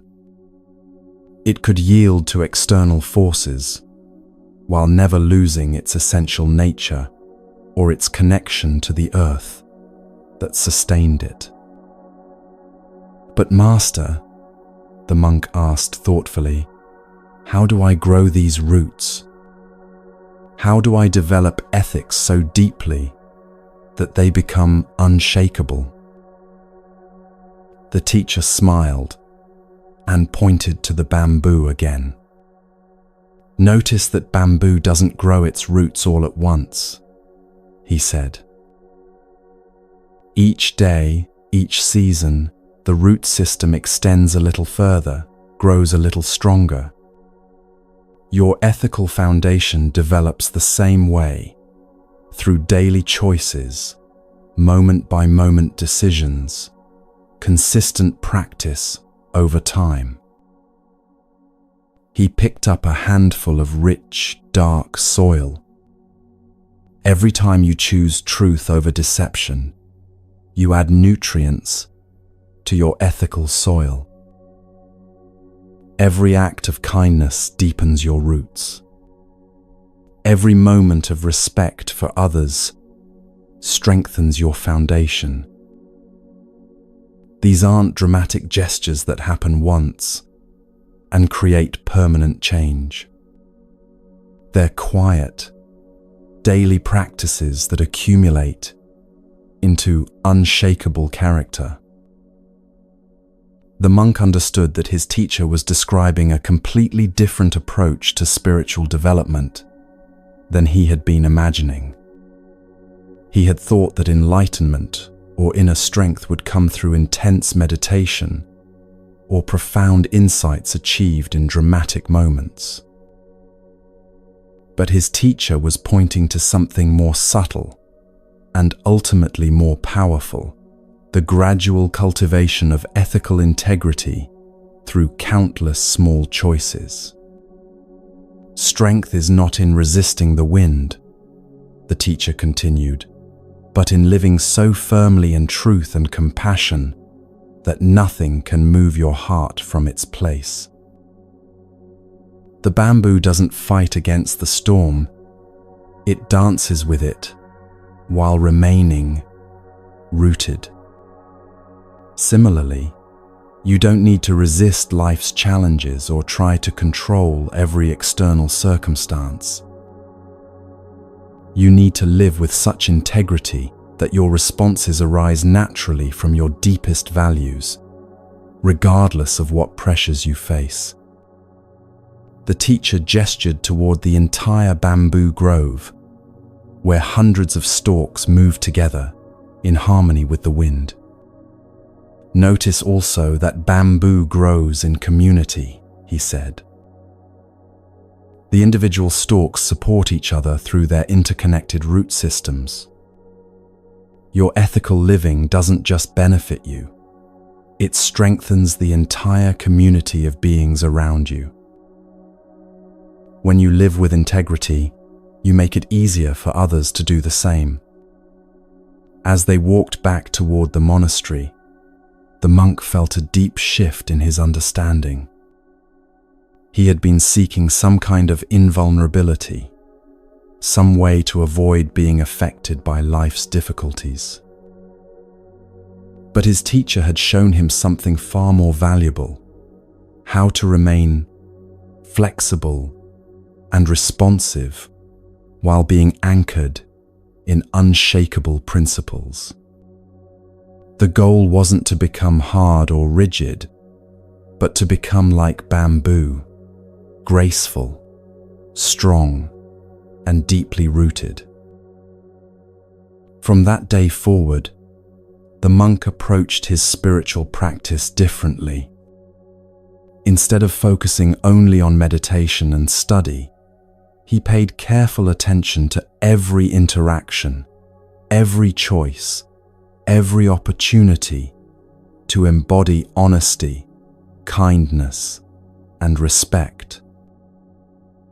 He discovered that ethical living was not a burden or a set of restrictive rules, but a path to the freedom and stability he had been seeking all along. The deep roots of character that the teacher spoke of, honesty, kindness, and respect, form what Buddhism calls the foundation of right living. These aren't arbitrary moral prescriptions imposed from outside, but practical principles that create the conditions for inner peace and harmonious relationships. When these qualities become genuinely integrated into our daily lives, they provide the unshakable foundation that allows us to navigate any circumstance with grace and wisdom. Honesty is the cornerstone of this ethical foundation because it aligns our inner and outer worlds. When we speak truthfully, we don't need to remember complex webs of deception or worry about being discovered in contradictions. Our minds remain clear and simple, focused on responding to reality rather than maintaining false narratives. This mental clarity creates a sense of ease and authenticity that others can feel, building trust and deeper connections in all our relationships. But honesty goes deeper than just avoiding lies. It includes being truthful with ourselves about our motivations, our strengths and limitations, our fears and desires. This self-honesty prevents us from living in denial or creating elaborate stories to justify behavior that doesn't align with our values. When we can see ourselves clearly, with both compassion and accuracy, we're better able to make choices that truly serve our long-term well-being and growth. Honest communication also means speaking in ways that are both truthful and helpful. The Buddha taught about right speech, words that are true, necessary, and kind. This doesn't mean we never address difficult topics or avoid saying things people might not want to hear.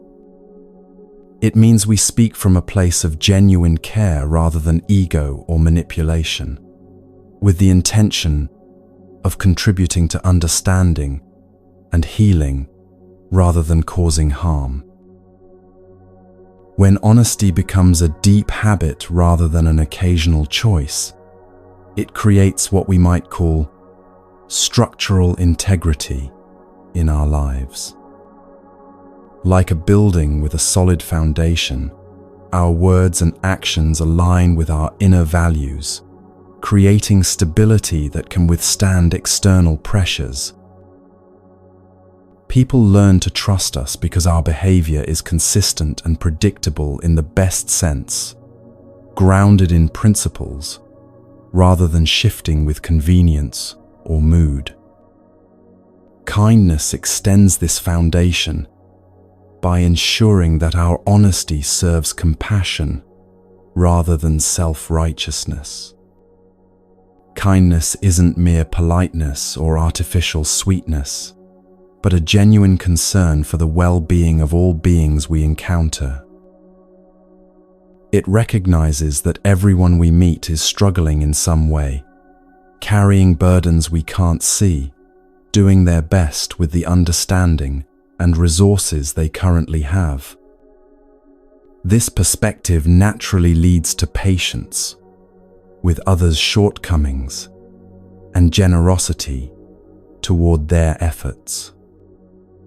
When someone is rude or difficult, kindness helps us remember that their behavior is likely an expression of their own pain or confusion rather than an accurate assessment of our worth. This understanding allows us to respond with compassion rather than defensiveness, breaking cycles of reactivity and creating space for healing.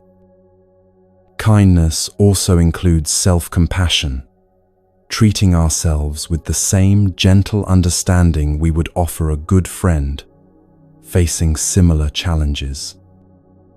This prevents the harsh self-criticism that undermines confidence and creates internal conflict.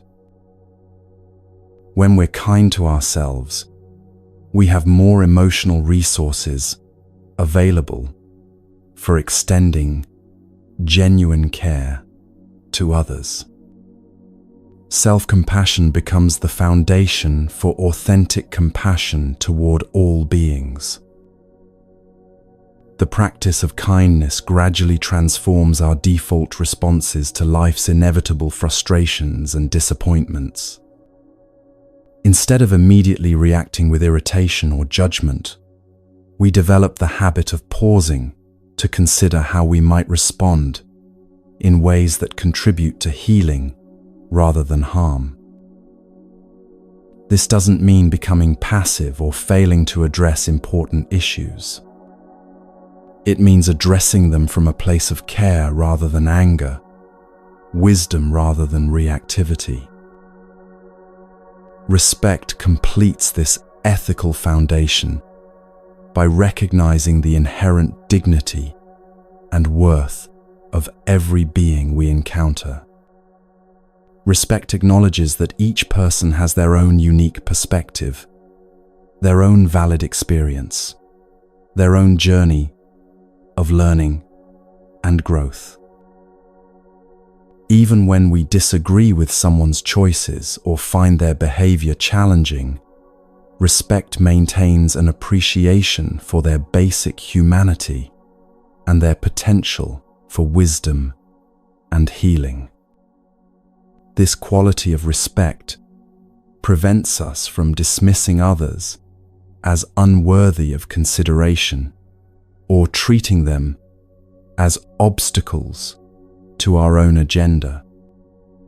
Instead, it maintains an openness to what we might learn from every interaction and a recognition that our own well-being is intimately connected to the well-being of others. Respect creates the foundation for genuine dialogue and mutual understanding, even across differences of opinion or lifestyle. Respect also extends to the natural world and all the non-human beings that share our planet. This broader perspective recognizes that we are part of an intricate web of life where the health of each element contributes to the health of the whole.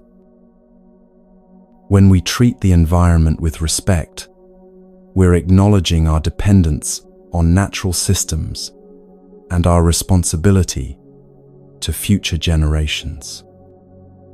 Together, honesty, kindness, and respect create what the bamboo's roots represent, a foundation so deep and strong that external storms cannot uproot us. These qualities become the soil from which all our actions grow, ensuring that our responses to life's challenges arise from our highest values rather than our immediate impulses. Like bamboo roots that spread and deepen gradually over time, ethical character develops through countless small choices, made consistently over months and years. The Buddha's teaching that the mind is everything and what you think you become points to one of the most profound discoveries in all of human understanding. Our thoughts don't just reflect reality, they actively participate in creating it.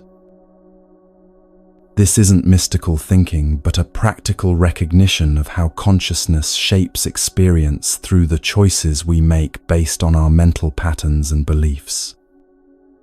Consider how your thoughts influence your daily experience in immediate, tangible ways. When you wake up thinking, "This is going to be a difficult day," you unconsciously look for evidence to confirm that expectation. You notice traffic more acutely, feel more irritated by minor inconveniences, and interpret neutral events through a lens of difficulty. Your expectation doesn't magically create external problems, but it shapes how you perceive and respond to whatever actually occurs. Conversely, when you begin a day with thoughts of curiosity or appreciation, you're more likely to notice opportunities, feel grateful for small pleasures, and approach challenges with creativity rather than resistance. The external circumstances might be identical, but your experience of them can be completely different based on the mental framework you bring to each moment.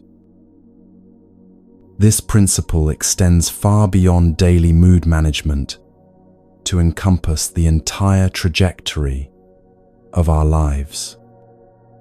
People who consistently think of themselves as victims tend to make choices that reinforce that identity, unconsciously avoiding opportunities for empowerment or interpreting setbacks as confirmation of their helplessness.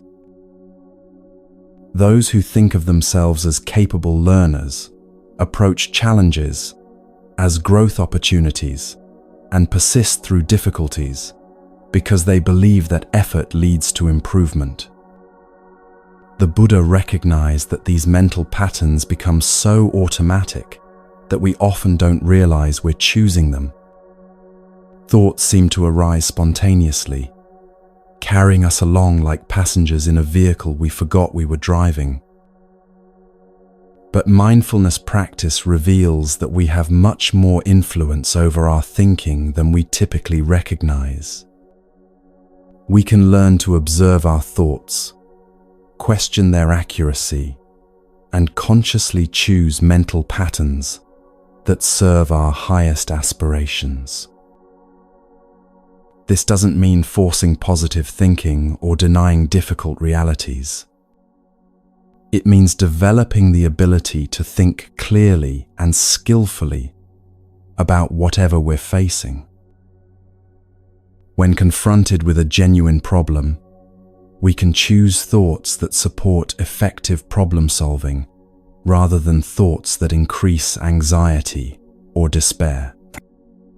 When experiencing loss or disappointment, we can acknowledge the pain while also maintaining perspective and hope for eventual healing.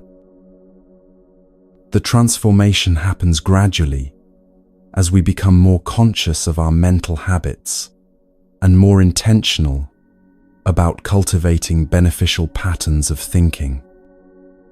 Thoughts of gratitude, compassion, curiosity, and possibility slowly become more natural and automatic.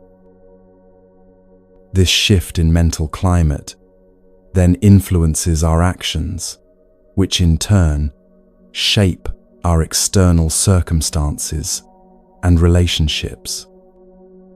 Over time, we literally become what we have been thinking, not through magic, but through the practical consequences of living from transformed consciousness. This understanding also reveals why ethical living is so powerful in creating unshakable peace. When our actions consistently align with our highest values, we develop what psychologists call cognitive consonance, a harmony between our beliefs and our behavior. This alignment eliminates the internal conflict that comes from knowing what we believe is right, while acting in ways that contradict those beliefs. The mind becomes clear and unified, rather than split between competing values and impulses. Ethical thinking also protects us from the mental pollution that comes from harboring resentment, planning deception, or nurturing harmful intentions. When we consistently think thoughts of goodwill and integrity, our mental environment becomes naturally peaceful and clear. We don't waste energy on complicated schemes or worry about covering our tracks because our actions arise from transparent, beneficial intentions. This mental clarity becomes a source of strength and confidence that remains stable regardless of external circumstances. Buddhism teaches that karma is not a system of cosmic punishment and reward, but simply the natural law of cause and effect as it operates in the realm of intentional action. Every action we take based on a particular intention creates conditions that influence future experiences. When we act with kindness, we create conditions for receiving kindness. When we act with deception, we create conditions for experiencing mistrust and confusion. This isn't about keeping a cosmic score sheet where good deeds earn points and bad deeds create debts.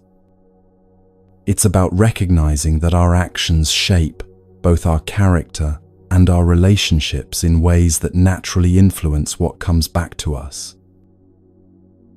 People tend to respond to genuine kindness with kindness, to honesty with trust, to respect with respect. These responses aren't guaranteed in every individual interaction, but they represent the general pattern of how ethical living creates conditions for peace and harmony. The most immediate karmic consequences are internal. When we act with integrity, we feel the satisfaction of alignment with our values. When we act harmfully, we experience the discomfort of cognitive dissonance and often guilt or regret. These internal responses are natural feedback mechanisms that guide us toward choices that support our well-being and away from choices that create suffering. Understanding karma helps us make decisions based on their long-term consequences rather than just their immediate rewards. The Buddha's image of the single lamp that can light many others without losing its own flame beautifully illustrates how ethical living naturally spreads to benefit others. When you live with integrity, kindness, and respect, you don't diminish these qualities by sharing them. Instead, you make it easier for others to access these same qualities within themselves. Think about how you feel when you encounter someone who is genuinely honest, consistently kind, or deeply respectful. Their presence tends to bring out your own better nature, inspiring you to speak more truthfully, act more generously, or treat others with greater consideration. This isn't because they preach or lecture, but because their example demonstrates that such qualities are possible and practical. Their light illuminates the potential that already exists within you. This ripple effect of ethical influence operates mostly through quiet example rather than dramatic gestures.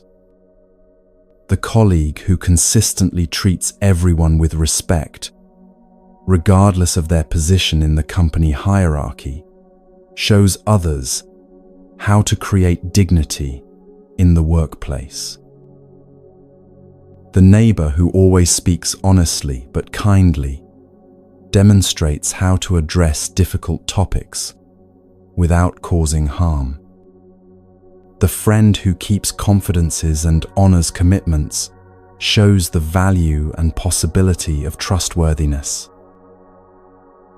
Over time, communities of ethical practitioners support each other in maintaining high standards of integrity. When ethical living becomes normalized rather than exceptional, it creates a positive feedback loop where good choices are reinforced by social support rather than undermined by peer pressure toward harmful behavior. This collective ethical foundation then supports individual well-being while contributing to the health of society as a whole. Developing a daily ethics practice begins with paying attention to the choices you make in ordinary moments throughout each day. Start by noticing opportunities to speak truthfully, act kindly, and treat others with respect.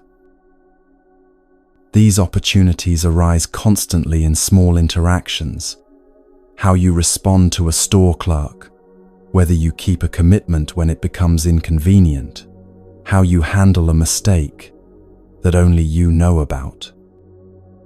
Each ethical choice strengthens your character like a bamboo root growing deeper and wider.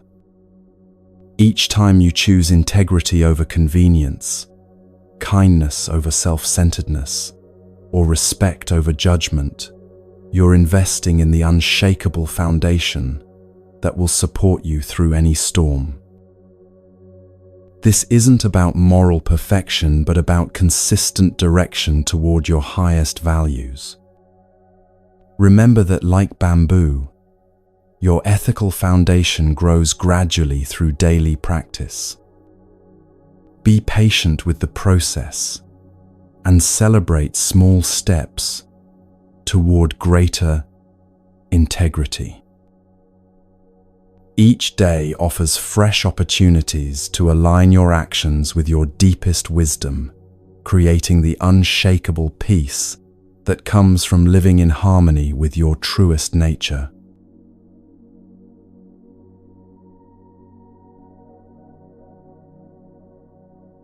One of the most profound teachings of Buddhism centers on the idea of letting go. The Buddha taught that the root of suffering is attachment. Our desire to cling to specific results, people, or circumstances often creates unnecessary pain and frustration.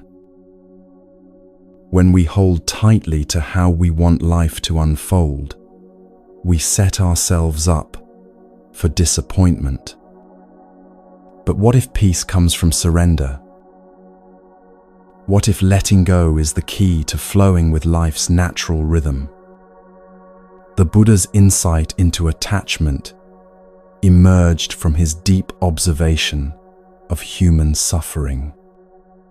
He noticed that people weren't just suffering from external circumstances like illness, aging, or loss.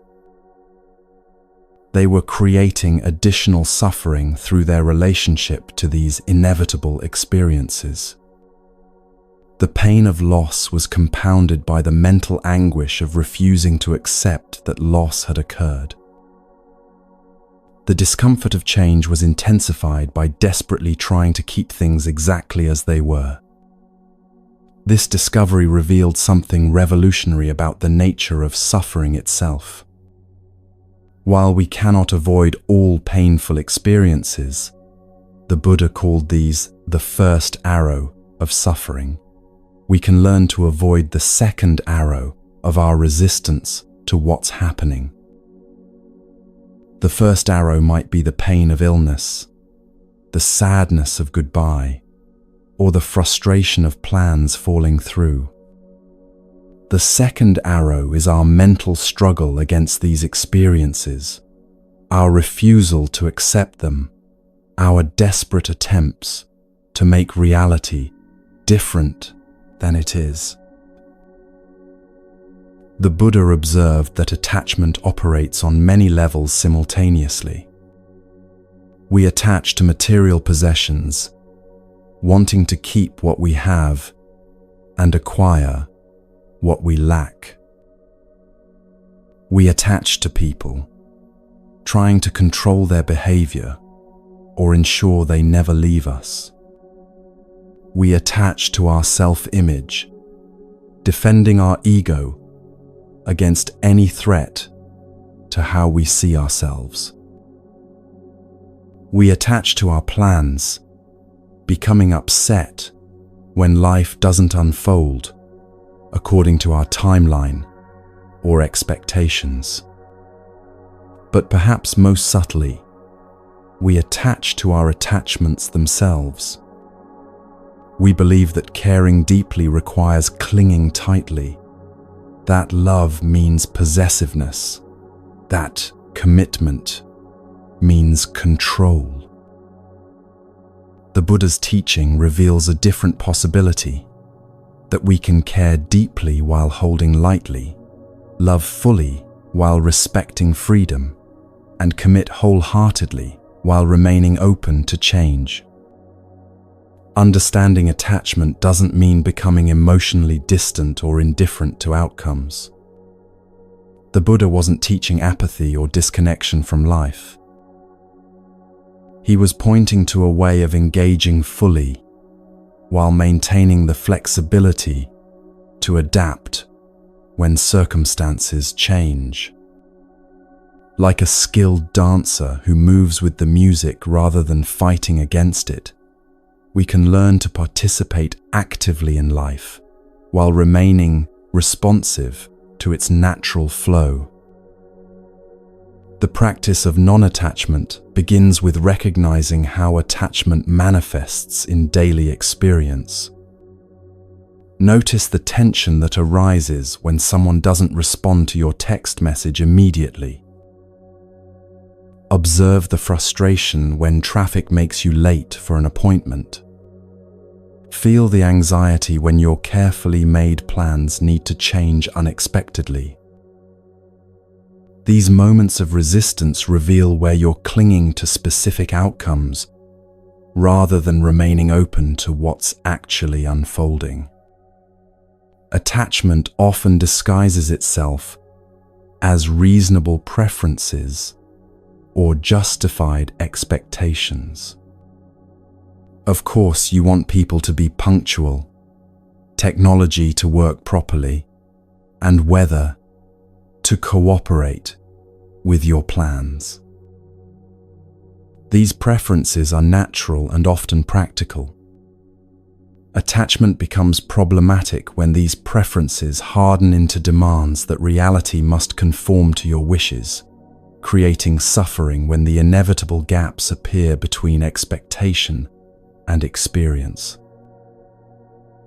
The transformation from attachment to non-attachment happens gradually as you develop what Buddhism calls equanimity, a balanced state of mind that remains stable regardless of whether things go according to plan. This doesn't mean you stop having preferences or working toward goals. It means you hold your preferences lightly and pursue your goals with dedication while remaining open to different outcomes than you originally envisioned. Non-attachment also reveals itself in how you relate to success and failure. When things go well, you can appreciate and enjoy the positive experience without becoming addicted to it or demanding that it continue forever. When things go poorly, you can acknowledge the difficulty without making it mean something permanent about your worth or your future possibilities. Both success and failure become temporary weather patterns passing through the sky of your awareness rather than permanent conditions that define your identity. This practice becomes particularly powerful in relationships, where attachment often masquerades as love. True love wants the best for another person, even when that best doesn't align with your personal preferences. Attachment wants people to behave in ways that make you comfortable, secure, or happy. Non-attachment allows you to love fully, while respecting others' freedom to make their own choices, even when those choices disappoint or challenge you. The path of non-attachment ultimately leads to what the Buddha called liberation, freedom from the constant stress of trying to control an inherently uncontrollable world. This liberation doesn't separate you from life, but allows you to engage with it more skillfully, responding to what's actually happening, rather than fighting against what you wish weren't happening. Life can be understood as a vast river with its own current, direction, and power. This river represents the natural flow of existence, the continuous movement of birth and death, growth and decay, coming together and falling apart that characterizes all phenomena. You are both part of this river and a conscious participant in it, capable of navigating skillfully while respecting its fundamental nature. When you try to move against the river's current, progress becomes exhausting and inefficient. Imagine paddling upstream with all your strength, fighting against the natural flow of water. Every stroke requires enormous effort. Your boat gets tossed around by the opposing current, and you might end up further from your destination than when you started.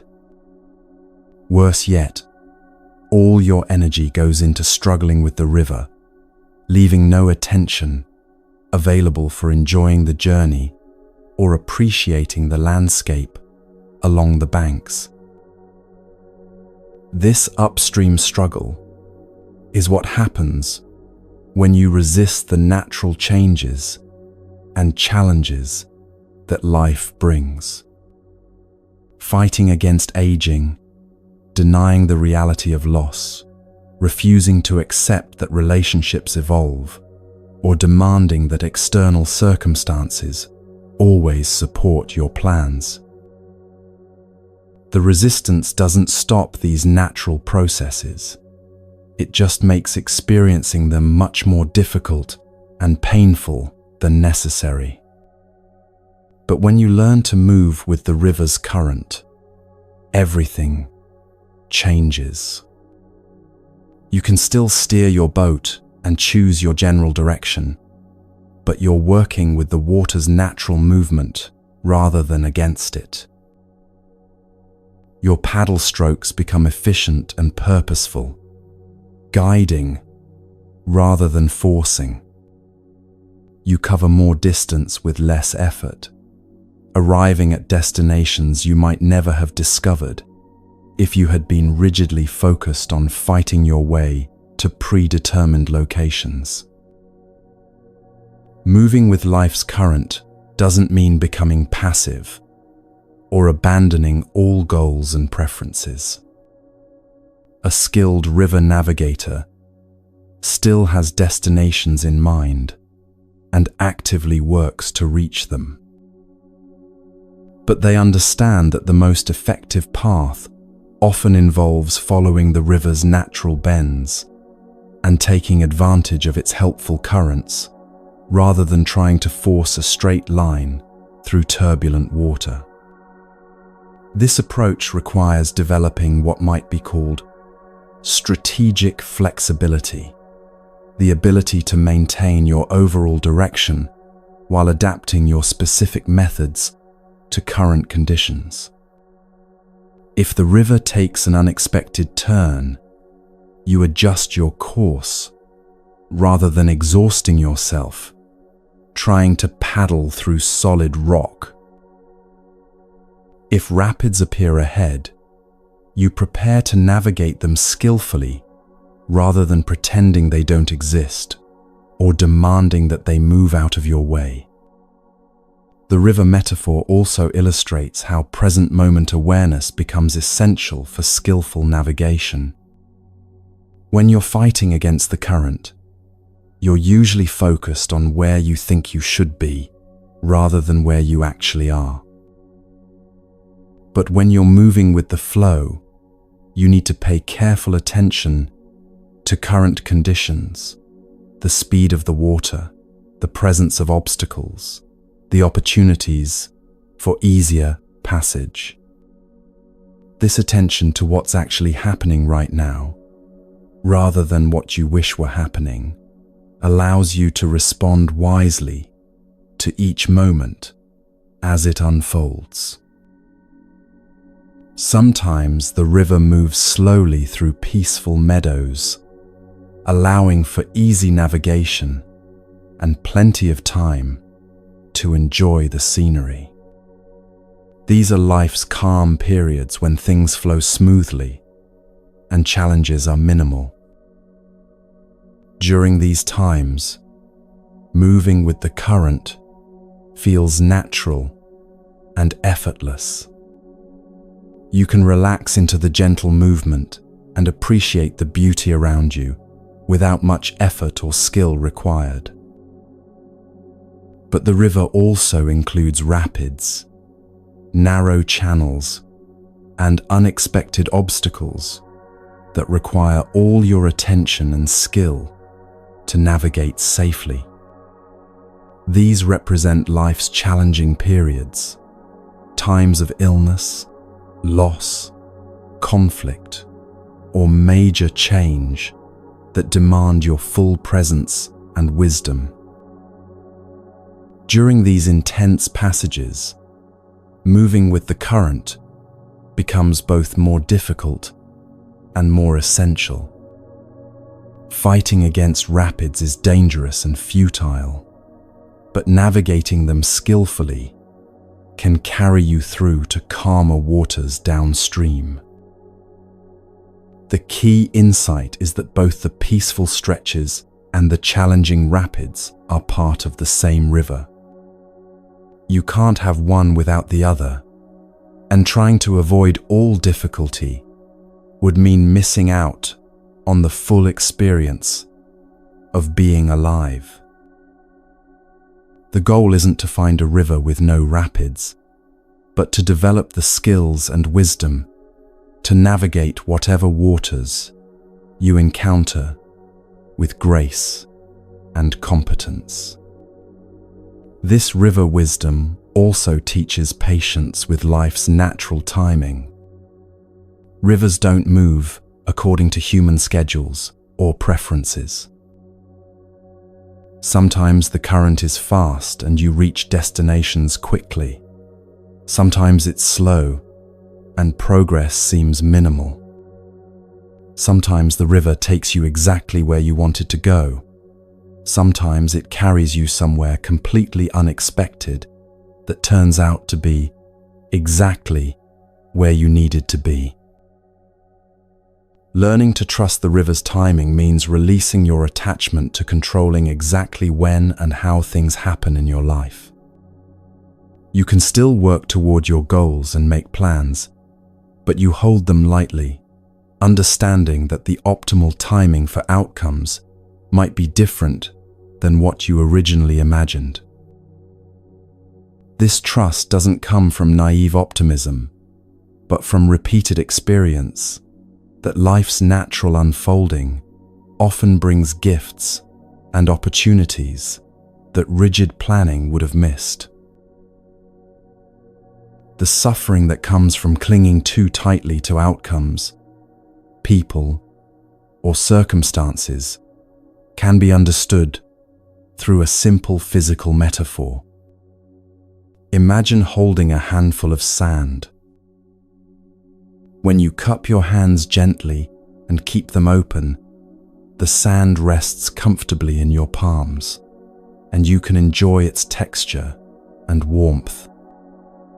But if you squeeze your hands tightly, trying to prevent any grains from escaping, the sand gets pressed against your palms uncomfortably, and most of it slips between your fingers anyway. The tighter you grip, the more you lose, and the more uncomfortable the experience becomes. This is exactly how clinging works in emotional and psychological terms. When you hold your relationships, goals, and experiences with an open heart, you can fully appreciate and enjoy them while they're present. But when you try to grasp them tightly, demanding that they never change or leave, you create tension and anxiety that actually diminishes your ability to appreciate what you have. The energy that could be spent enjoying the present moment gets consumed by the futile effort to control the future. Clinging often intensifies the very thing you're trying to avoid. When you cling to a relationship out of fear of abandonment, your possessiveness and control often push the other person away. When you cling to security out of fear of loss, your rigidity often prevents you from adapting to changes that could actually improve your situation. When you cling to your self-image out of fear of criticism, your defensiveness often provokes exactly the kind of conflict you were trying to avoid. The Buddha observed that clinging creates a particular kind of mental suffering that he called dukkha, a word that encompasses everything from mild dissatisfaction to intense anguish. This suffering doesn't come from external circumstances themselves, but from the gap between what's actually happening and what you demand should be happening. The larger this gap, the more intense your suffering becomes. This understanding reveals why two people can experience the same external situation with completely different levels of suffering. One person loses their job and feels devastated because they were clinging to that particular position as their source of identity and security. Another person loses their job and feels disappointed but curious about new opportunities because they weren't defining themselves entirely through their employment. The external event is identical, but the internal experience depends on how tightly each person was clinging to specific outcomes. Clinging also creates what psychologists call tunnel vision, a narrowing of awareness that prevents you from seeing creative solutions or alternative possibilities. When you're desperately focused on making one specific thing work out, you miss opportunities that might be even better than what you originally wanted. When you're clinging to how you think things should be, you're not fully present to appreciate how things actually are. The practice of releasing clinging begins with recognizing when you're in the grip of attachment. Physical tension often accompanies emotional clinging. Notice if your jaw is clenched, your shoulders are tight, or your breathing has become shallow. Mental signs include obsessive thinking about specific outcomes, inability to enjoy present moments because you're worried about the future, or feeling like your happiness depends entirely on things working out exactly as planned. Once you recognize clinging, the next step is gently loosening your grip, rather than trying to force yourself to let go completely. Like opening a tightly clenched fist, this process works best when done gradually and with compassion for yourself. You might start by acknowledging that while you have strong preferences about how things unfold, you don't actually have complete control over outcomes.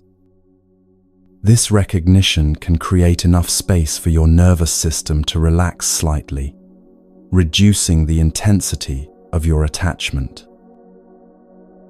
Remember that letting go of clinging doesn't mean you stop caring or cease working toward your goals.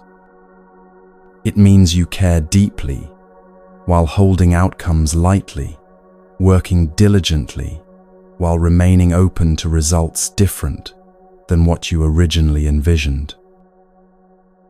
This balance allows you to invest fully in your efforts without creating suffering when reality doesn't match your expectations perfectly. The Buddha's teaching that you only lose what you cling to points to one of the most liberating insights in all of human wisdom. This doesn't mean that external losses never happen. People die, relationships end, jobs disappear, health changes. It means that your essential well-being doesn't depend on preventing these natural changes from occurring. When you're not clinging to temporary phenomena as the source of your peace, their inevitable changes can't destroy your fundamental happiness. What you truly are, your capacity for awareness, love, wisdom, and presence, cannot be lost because it was never dependent on external circumstances. These qualities belong to your essential nature, rather than to the temporary roles, possessions, or relationships that come and go throughout your life. When you identify with this unchanging essence, rather than with changing circumstances, you discover a security that no external loss can threaten. This teaching reveals the difference between having and being. Everything you have is temporary and subject to change. But what you are, consciousness itself, remains constant through all changes. When you stop trying to find security in what you have and start recognizing the security that comes from what you are, you discover true freedom. The practice of sacred trust involves learning to surrender control without giving up responsibility or effort.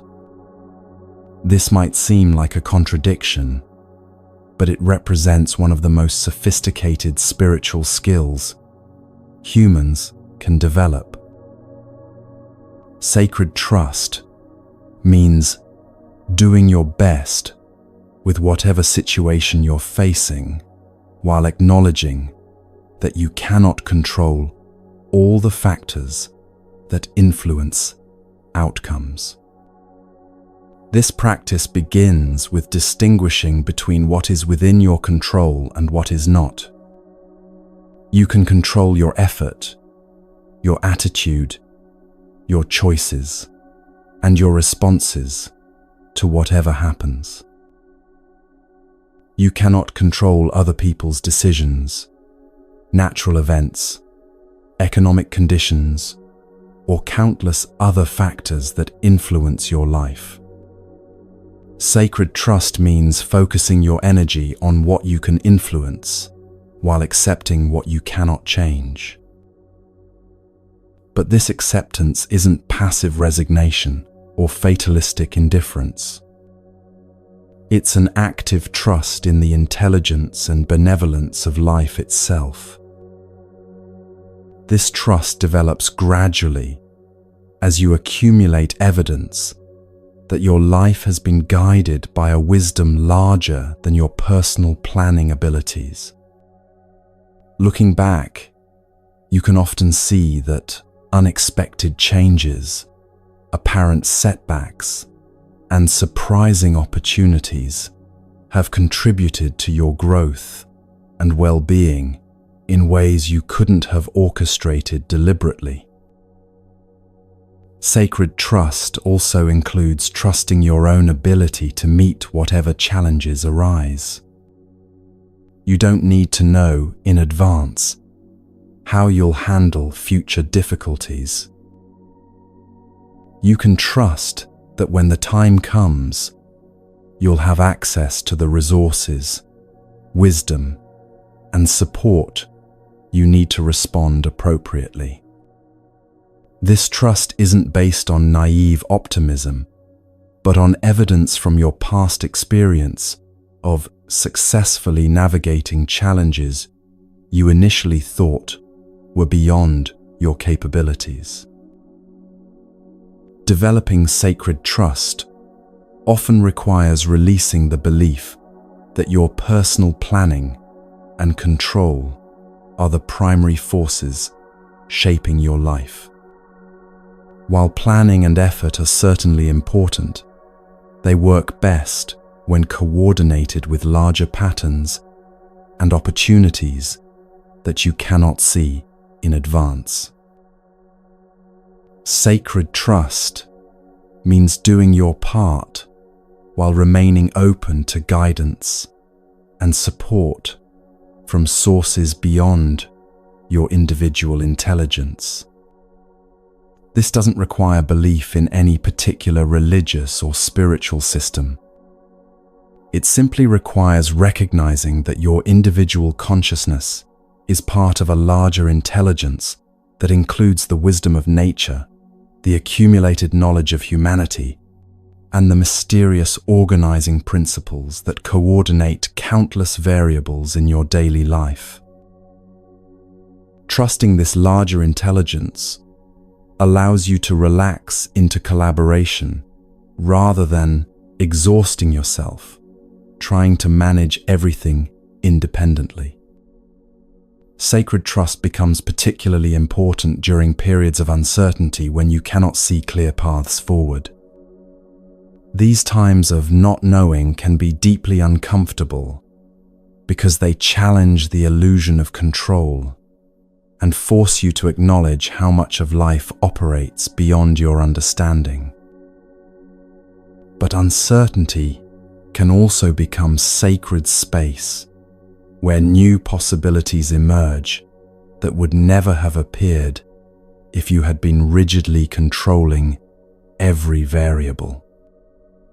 The practice of sacred trust transforms uncertainty from a problem to be solved into a doorway to be entered with curiosity and openness. Instead of trying to eliminate all unknowns before taking action, you learn to take wise action while acknowledging that you cannot predict all consequences. This balance between discernment and surrender allows you to engage fully with life while maintaining the flexibility to adapt when new information or opportunities arise. Here's a gentle practice for releasing control and opening to life's natural flow that you can use whenever you notice yourself clinging tightly to specific outcomes. Find a comfortable position where you can sit quietly for a few minutes without interruption. Close your eyes softly and take 3 slow, deep breaths, allowing each exhale to release any tension you're holding in your body. Bring to mind a situation where you've been trying to control the outcome or holding tightly to how things should unfold. Don't judge this clinging as wrong. It's a natural human response to uncertainty and a sign that you care deeply about what happens. Simply acknowledge that you've been gripping tightly and that this grip might be creating more stress than necessary. Now imagine holding this situation like a bird resting in your open palms. You can appreciate the bird's beauty, feel its warmth, and enjoy its presence for as long as it chooses to stay with you. But you cannot force it to remain, and trying to close your hands around it would only frighten it away or cause harm to both of you. With each breath, practice the art of holding without grasping. Let your hands remain open, your heart stay soft, and your mind maintain spaciousness around whatever you've been trying to control. If the bird chooses to fly away, trust that its departure creates space for whatever wants to arrive next in your life.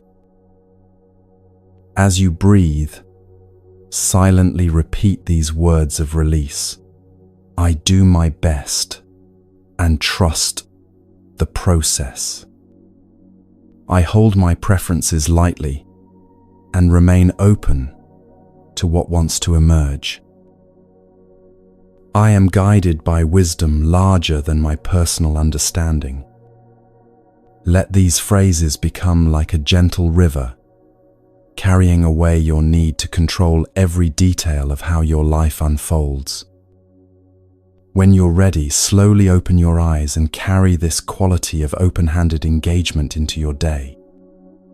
Remember that letting go doesn't mean you stop caring or cease taking appropriate action.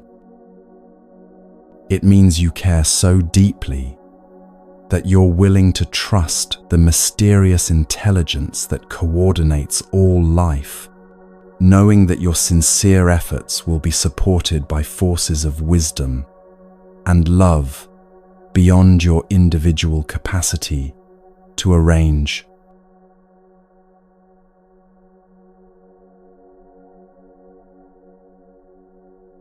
As we reach the end of this journey together, you now possess 6 profound keys to inner freedom that have guided seekers toward peace for over 2,500 years. These aren't separate teachings to be practiced in isolation, but interconnected principles that weave together into one harmonious path toward unshakable peace. Like the roots of the bamboo we explored earlier, these teachings support each other, creating a foundation strong enough to weather any storm while remaining flexible enough to bend with life's inevitable changes. The first principle, that no one can truly hurt you, establishes your sovereignty over your inner world.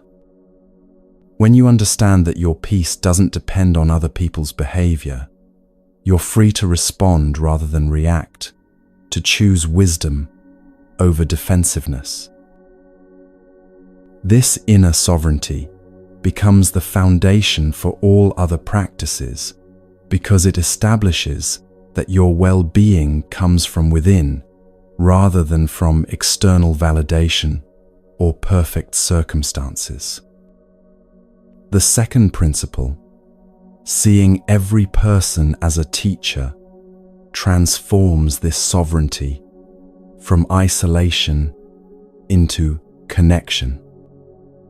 Instead of using your inner strength to build walls against difficult people, you use it to remain open to what everyone has to offer. Your unshakable core allows you to learn from kindness without becoming dependent on it, and to learn from difficulty without being overwhelmed by it. Every interaction becomes an opportunity to practice the very sovereignty you've been cultivating. The third principle, accepting what is and letting go of what was, provides the practical framework for applying your inner strength moment by moment. When you stop fighting against reality, your energy becomes available for responding wisely to whatever you're actually facing. This acceptance doesn't weaken your sovereignty, but strengthens it by freeing you from the exhausting battle against circumstances you cannot change. You become like water, finding the most natural path through any terrain while maintaining your essential nature. The fourth principle, gratitude for what you have, fills your acceptance with appreciation rather than resignation. When you can find genuine reasons for thankfulness, even in challenging circumstances, you discover that abundance is a way of seeing rather than a result of acquiring. This gratitude makes acceptance joyful rather than bitter, transforming surrender into celebration of the gifts that are always present if you have eyes to see them. The fifth principle, ethical living, ensures that your inner freedom serves wisdom rather than selfishness. When your actions arise from honesty, kindness, and respect, you create harmony between your inner values and outer behavior. This alignment eliminates the internal conflict that undermines peace and builds the kind of character that remains stable regardless of external pressures. Your ethics become the expression of your unshakable core rather than rules imposed from outside. The sixth principle, trusting the process through letting go, completes the circle by freeing you from the need to control outcomes. When you can act with full dedication while holding results lightly, you discover the freedom that comes from doing your best without attachment to specific consequences. This trust allows you to engage wholeheartedly with life while maintaining the equanimity that defines unshakable peace. Notice how each principle supports and strengthens the others. Your inner sovereignty makes it safe to see difficult people as teachers. Seeing everyone as a teacher makes acceptance easier because you're learning from whatever appears. Acceptance makes gratitude possible because you're not fighting against what's here. Gratitude motivates ethical behavior because you want to contribute positively to the web of life that supports you. Ethical living builds the integrity that makes trust possible, and trust completes the circle by freeing you from the need to defend or control. Together, these 6 principles create what we might call a feedback loop of freedom. Each practice reinforces the others, gradually building momentum toward a way of being that feels natural rather than forced. Instead of having to remember 6 separate techniques, you develop an integrated approach to life that automatically includes wisdom, compassion, and peace in your responses to whatever arises. This integration doesn't happen overnight. Like the bamboo that grows slowly and steadily, developing both deep roots and flexible strength, your practice will deepen gradually over months and years. Some days you'll feel connected to all 6 principles simultaneously. Other days you might find yourself working primarily with 1 or 2.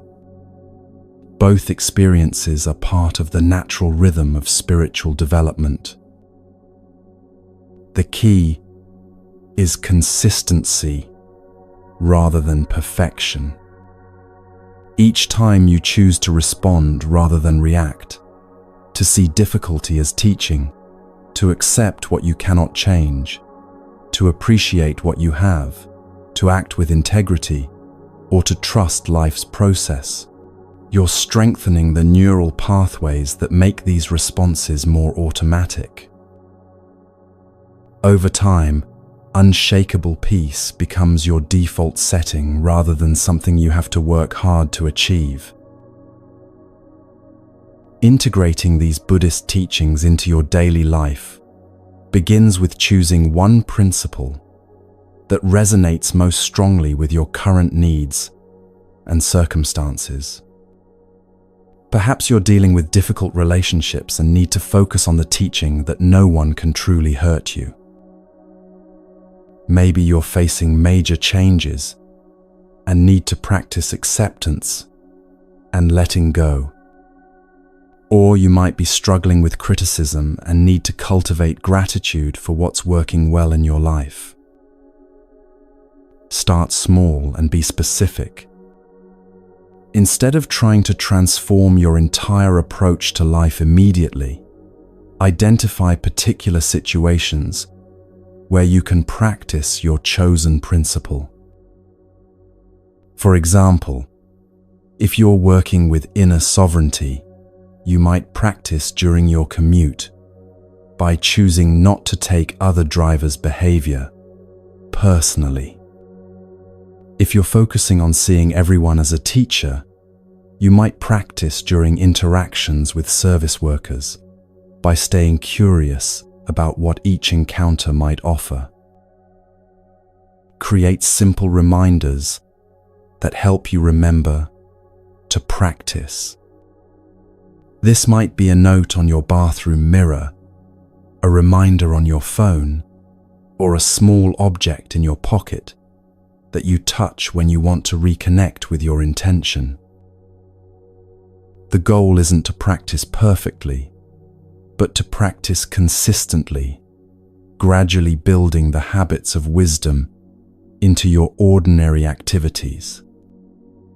Pay attention to the results of your practice without judging yourself when you forget or fall back into old patterns.